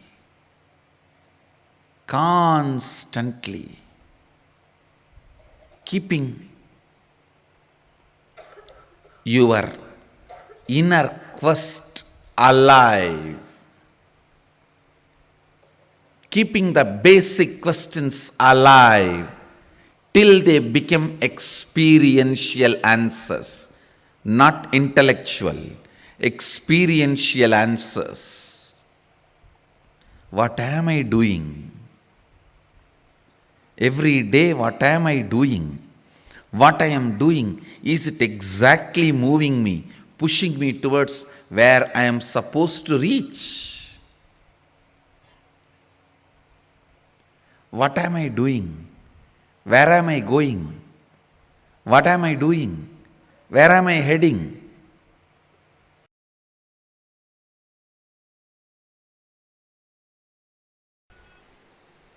You are capable. Your seeking is powerful enough to make you reach whatever you are seeking, independent of any external help. without any external support and help. Your seeking is powerful enough to make you experience the space you are seeking.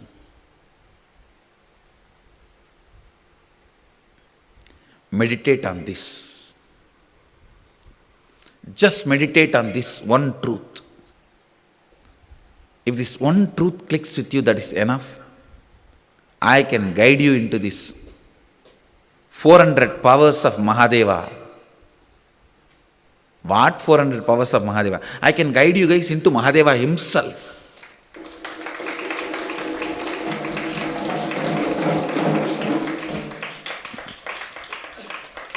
Just this one truth has to strongly click with you guys.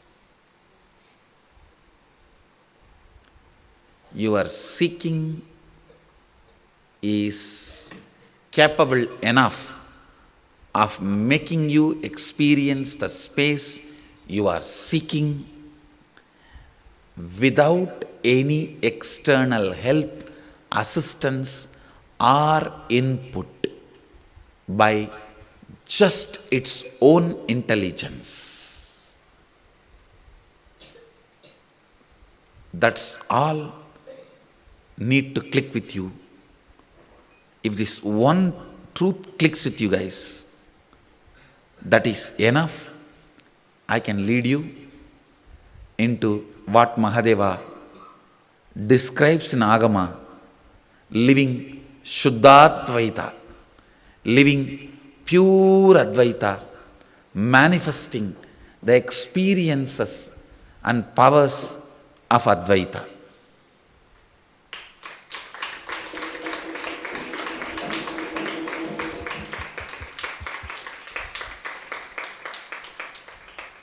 Manifesting experiences and powers of Advaita. Understand, be informed. I am very seriously manifesting all these powers, very sincerely manifesting for the sake of training this first batch of Balasans. So I am opening the shop, which is free. It is now your decision to seek is going to make you experience all this. Listen, I am opening it. Now your decision to seek will make you experience it. That is why I am saying, meditate on this one truth. Tonight when you go and lie down, see, I will describe seeking in a much more practical sense. It can start in as simple as when you look at the sky, what is there? So much. Beyond all this, what is there? It can start even with that simple question.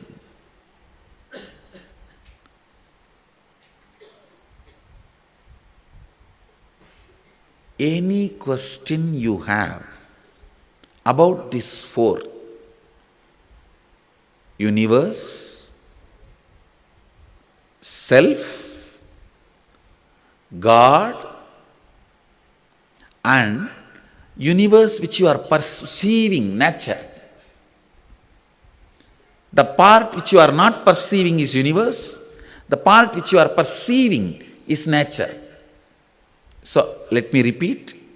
Any question you have about universe which you can't perceive, God, self, and nature, Prakriti. In these four, any question you have about these four can provoke seeking in you, can invoke seeking in you. Go behind that question. Decide to align your life with the answer you are finding. Listen. Having deep question about any one of these four or all these four is seeking, deciding to go behind the answer is courage, deciding to align your life to this answer by renouncing unnecessary things is vairagya. Understand? Having questions about these four is seeking, deciding to go behind the questions is courage, deciding to leave all the other unnecessary things behind and align your life to the answers you will discover is vairagya.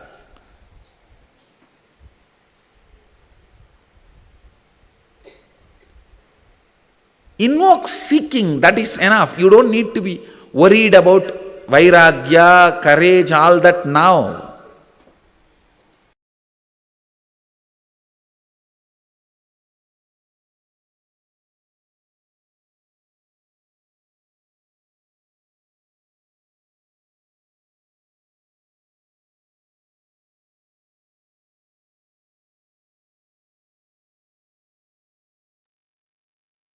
Swamiji so beautifully revealed this truth to us. Understanding about how we are Paramashiva.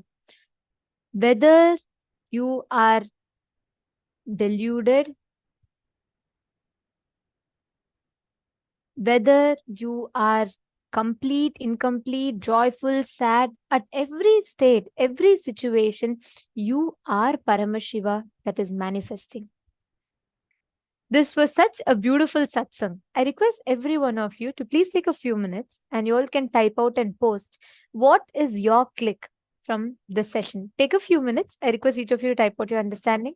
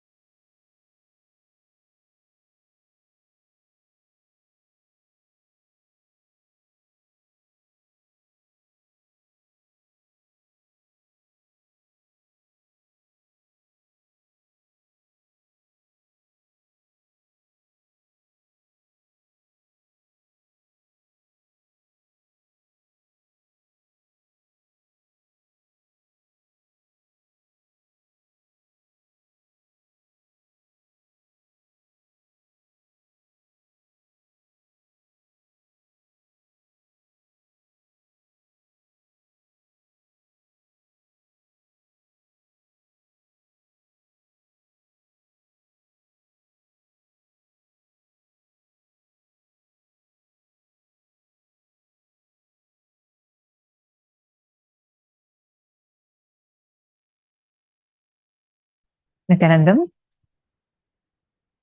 we had a series of powerful cognitions and revelations.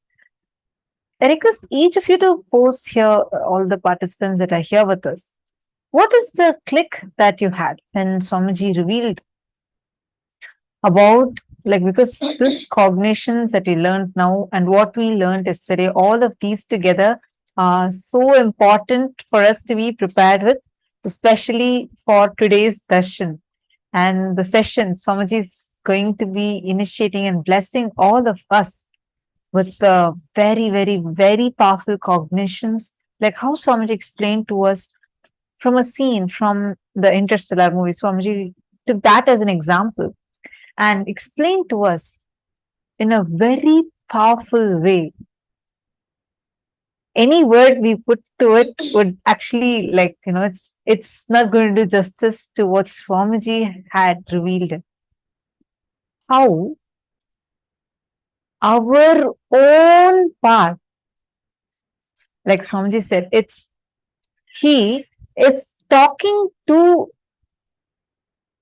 his deluded part, which is us, and our future enlightened part is Swamiji. Actually, this is clicking in multiple levels, right? I request you all to take a few minutes and please post what are the clicks you are getting when Swamiji gave the example of how Cooper gives Murph his watch from the inside of the Tesseract, just the fifth dimension. And he sends a message using Morse code through that watch, like how the clicking of the second's hand in Murph's watch.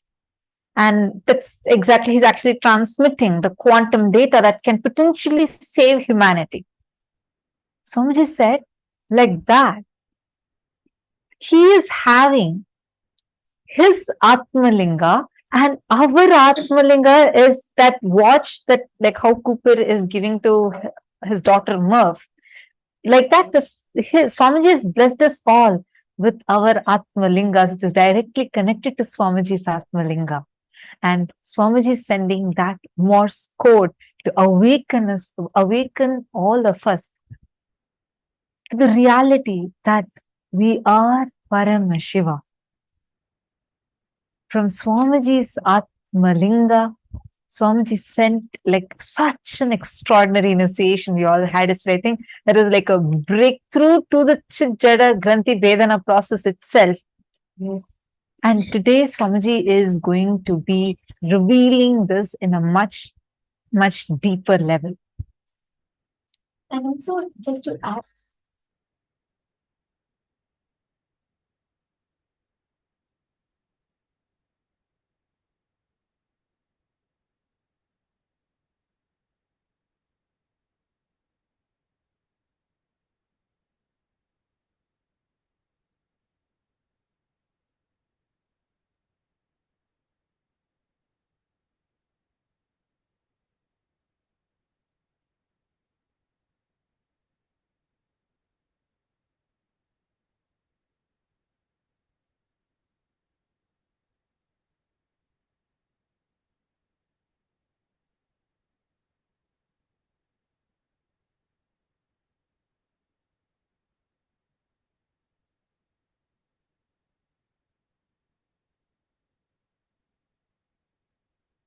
exactly.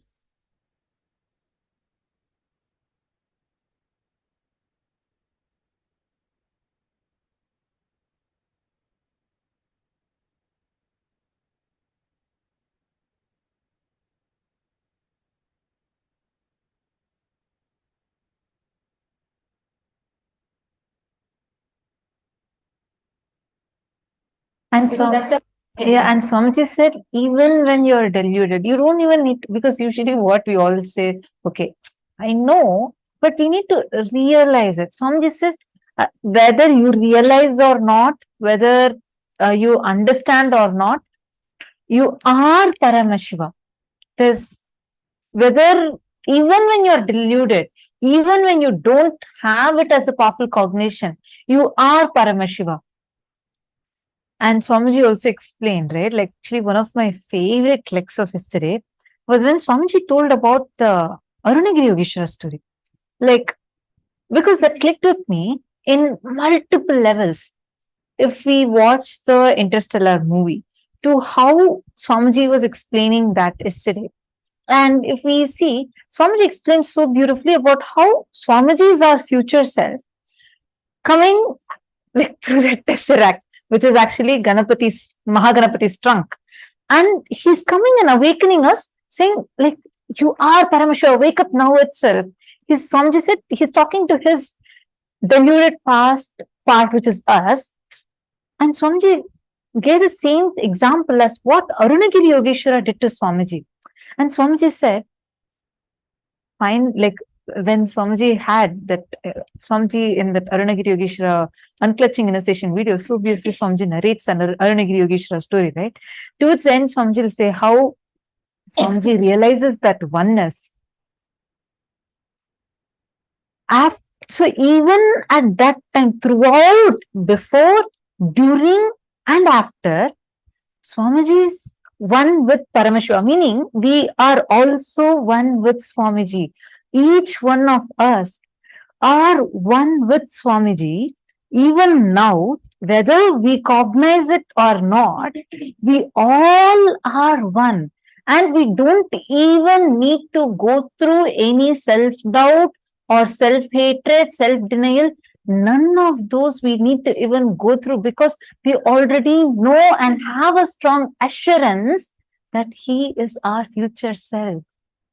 So even now, if we fall into some pattern, even if we think, oh God, I'm struggling with this pattern, I can't break this pattern, you can be very sure your future enlightened part has already broken it. And that enlightened future part is only trying through various ways, like how in that movie, I hope, how many of you watched that Interstellar movie after Swamiji told us today? Please take a moment and post it in the chat, like how they show, right? They keep saying that that someone is trying to help him to understand that he is like the messenger. Cooper is the messenger to save the entire humanity, and Murph is going to be that savior. This whole part, like when Swamiji was revealing yesterday, I had such a strong click.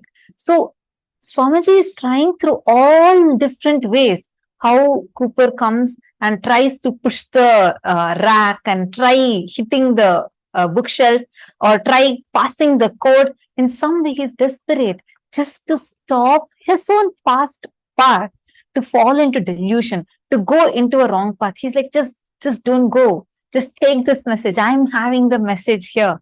Just somehow understand this message. And that message is what Swamiji is giving to us.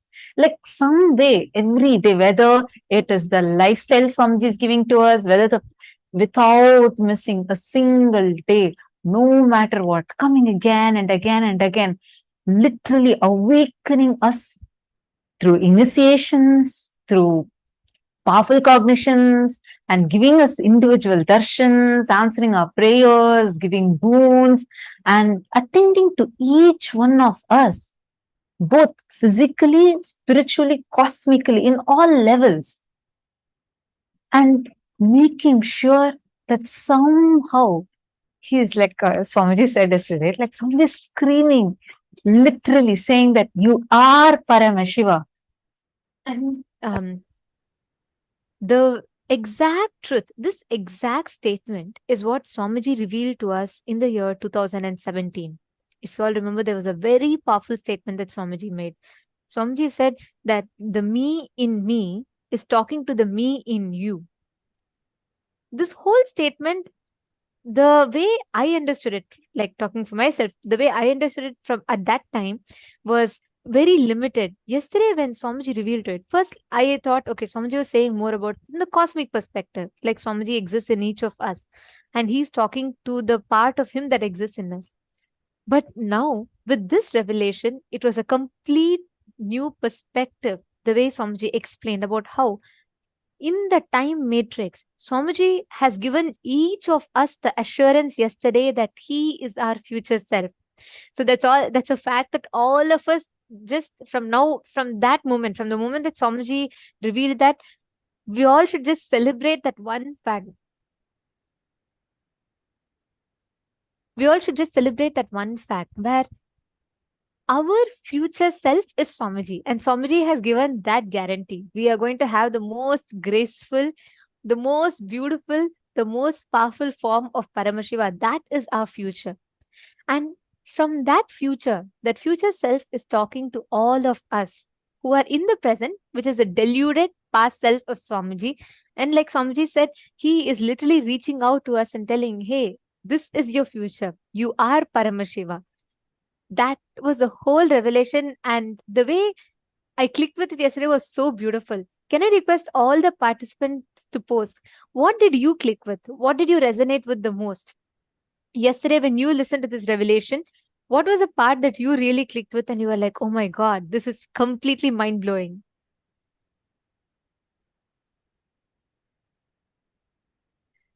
Yes, Sri Nitya Gurupian, you are seeking you have the fundamental right to think, experience, and live as Paramashiva.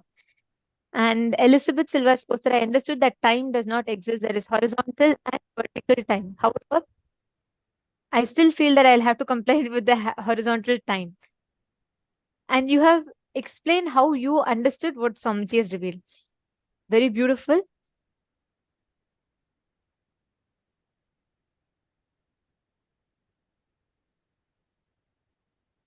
Come on, all the others, Ma Vinuta Nagaraj and all the other participants, can I request every one of you to please take a few minutes and post what you understood from yesterday's session. What was the part that you really clicked with?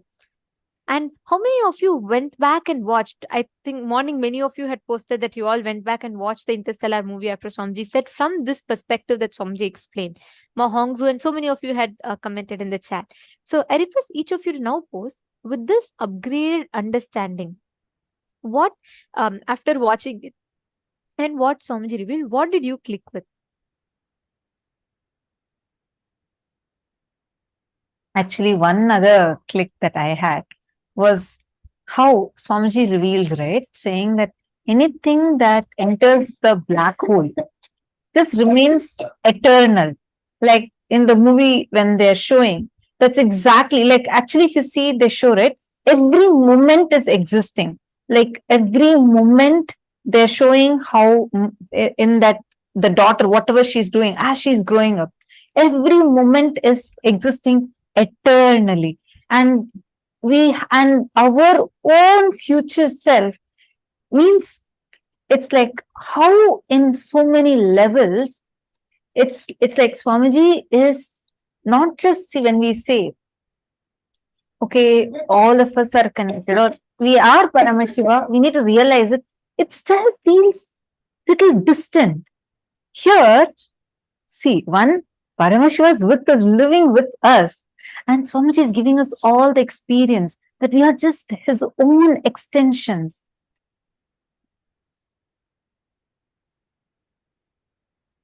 Mahedi Shlaka has posted your future enlightened part, which is me talking to my past deluded part, which is you. So I am talking to me, you are listening to you. Yes, that's what Swamiji said, right? What did you understand by it? Can I request each one of you, take a moment and please post what are the clicks you had.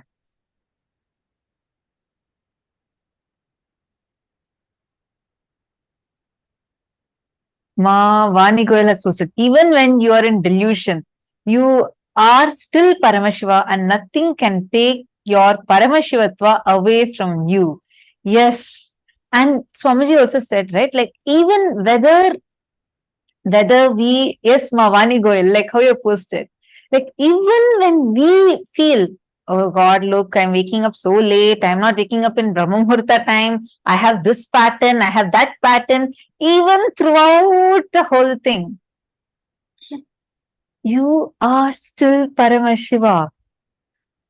We are still Swamiji's own extensions. It is when every time Swamiji is saying some, like actually I was just mapping inside me. That is the reason why, if you see anything Swamiji does, right? The first thing Swamiji will do is If something is good, immediately Swamiji will come and share it with everyone.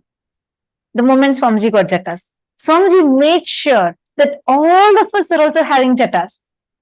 When Swamiji has kandi, Swamiji will make sure every single one of us around Swamiji are having kandis. And the moment Swamiji started, like whether it is Mahavakya, initiation, today see, all of us are so coolly saying, oh, we are manifesting the power of consciousness over matter. That's very easy power. Yes, I can do body scan. I can do the third eye reading. I can do this power manifestation. Oh, these Aushadas, I have a lot of Aushadas with me.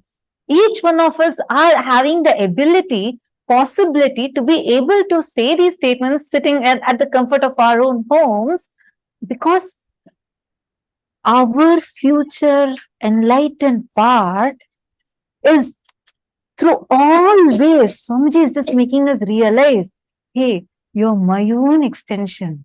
You're me. And Swamiji is awakening us. Even this statement, when I say, right, Swamiji is awakening us to our higher possibility, I still feel like, okay, there might be a certain distance. Like even now, we are trying to separate ourselves from that truth. But if you see, like what kind of things Swamiji is doing continuously for us, I'm clicking with seeing how Swamiji is only trying to send us all that Morse code, trying to say every moment, it's like a message. Swamiji is continuously sending it to us through different ways, just to make us realize that we are Swamiji's own extension. Ma Vallini Subbaya has posted, he is me, I am him. Ma Sonia Rao, we are Paramashiva. And Ma Sonia Rao has posted, I'll rewatch it soon. We all need to watch it at least a few times for us to be able to even grasp it, right? I mean, the moment we start even trying to chew it, it just gives a much deeper click again and again and again. Actually, just by cognizing these truths in our inner space will expand. Even when you read it, even when you listen to it, the whole inner space will just expand. Is it not? I am seeing one of the participants have posted.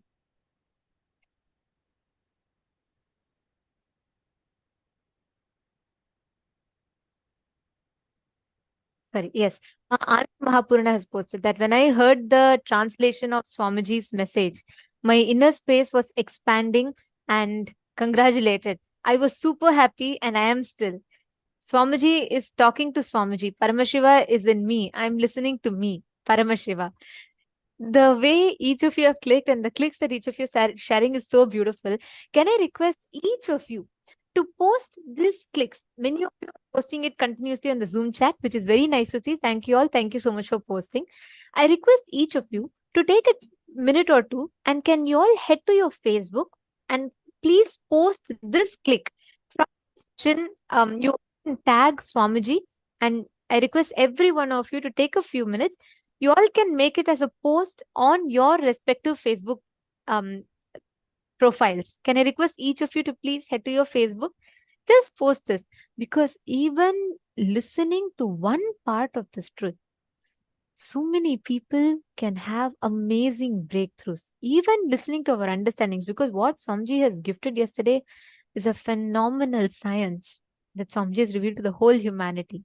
Just to cognize this, the time matrix that Swamiji explained, and to know how this, what we see in the movie Interstellar, Swamiji explained the depth of it, the reality of it.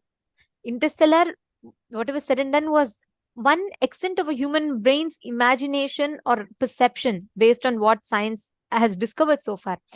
What Swamiji revealed yesterday was Paramashiva's own description from the reality. Like Swamiji is there. He is already there. He's seeing, he's gone, he's done the whole travel and he's already there. He's gone through the wormhole, whatever we call it scientifically. And Swamiji is telling. So it's a realistic description. And I request every one of you to take a minute or two to share that revelations of Swamiji on your respective Facebook profiles. Actually, literally what Swamiji is doing to us, that's what Swamiji says, right?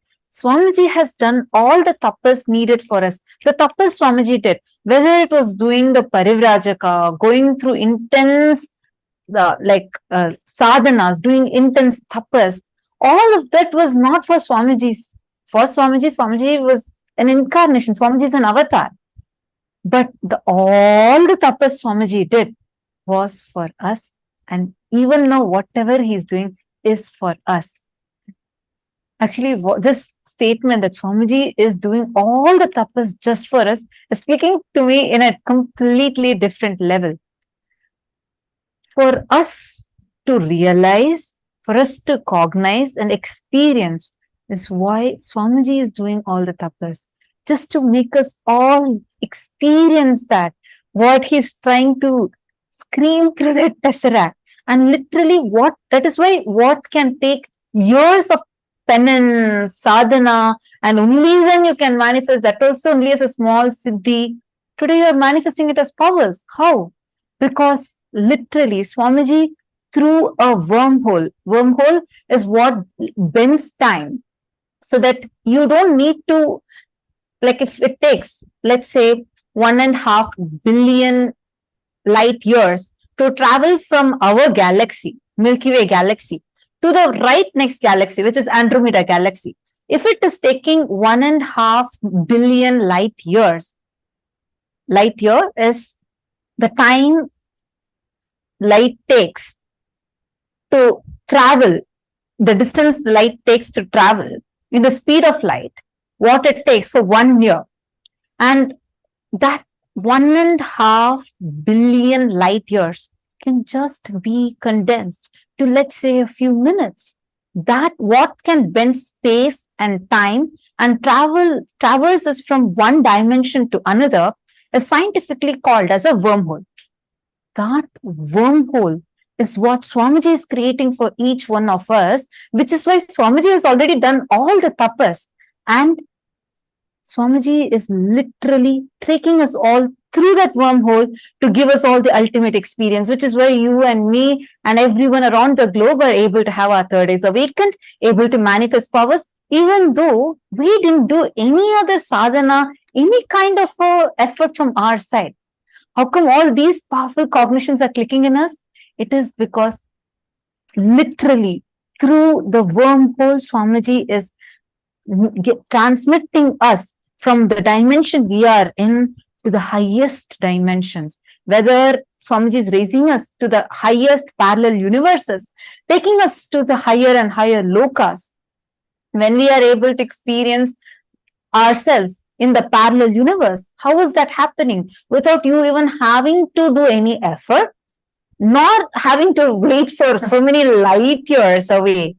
How are we able to experience it? Because the kind of,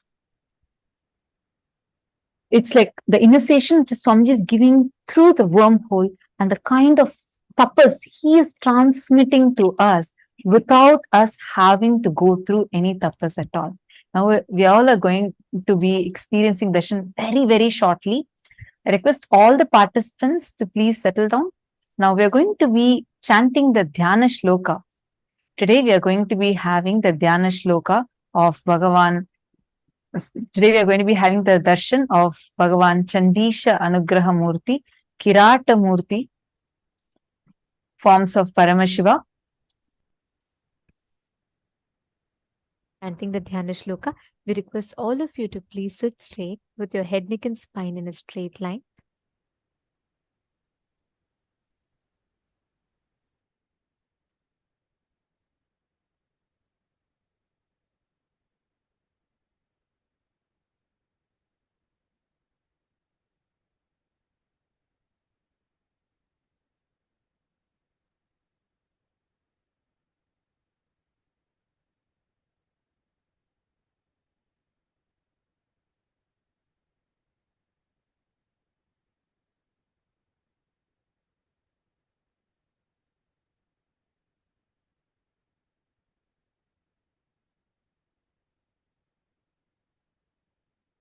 Chandesham Pitavarnam Yugakara Sahitam Dakshahasti Chatankam वामे कृष्णं दधानं वरसहितं पार्वती वामभागम् चण्डेशं स्योत्तमङ्गे प्रतिनिहितिकरं दक्षभागे त्रिनेत्रं सर्वालङ्कारयुक्तं शशिशकलधरं गङ्गाया युक्तमेडे देवस्य दक्षिणभागे तु चण्डेशं तु प्रकल्पयेत् देवस्य बाहुमत्रेण चण्डेशायाम उच्यते न्यस्तव्योमप्रसादेन चण्डेशो भक्तिसंयुतः चण्डेश्वरं स्वर्णवर्णं बालभूषणभूषितं दैवं शिरसि चण्डस्य लीलया परिशोभितं चण्डेशानुग्रहं प्रोक्तम्. Next is a Dhyana shloka of Bhagavan Kiratamurti. Chaturbhujam trinetram cha jatamakutta samyutam sarvabharana samyuktam divyabhara samayutam dhanurbanayutam raktam krishna parashu samyutam upavitam samayuktam samabhagam tanukuru वामे गौरी समायुक्तं दक्षिणे त्वर्जुनस्थितः अर्जुनस्वरूपम् एकवक्त्रं त्रिनयनं जटामकुटसंयुतं सर्वाभरणसंयुक्तं कृताञ्जलिपुटं स्थितम् एवं कैराटमाख्यातम्. The next is the form of Paramashiva's Chakradana Swarupamurti, the form of Paramashiva through which blessed Bhagavan Mahavishnu with the Sudarshana Chakra.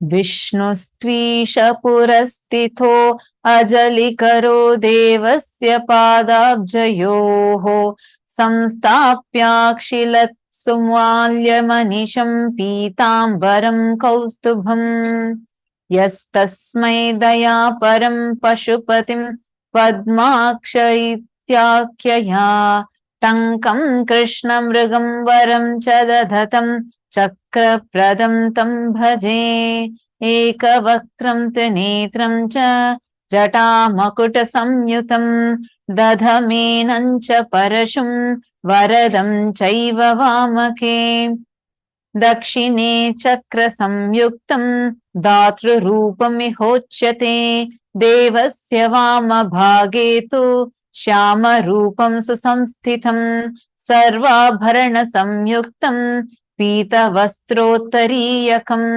शङ्खं चक्रसमायुक्तम् उत्तरे चञ्जलिं स्यसेत् एवं लक्षणसंयुक्तं विष्णुरूपमिहोच्यते.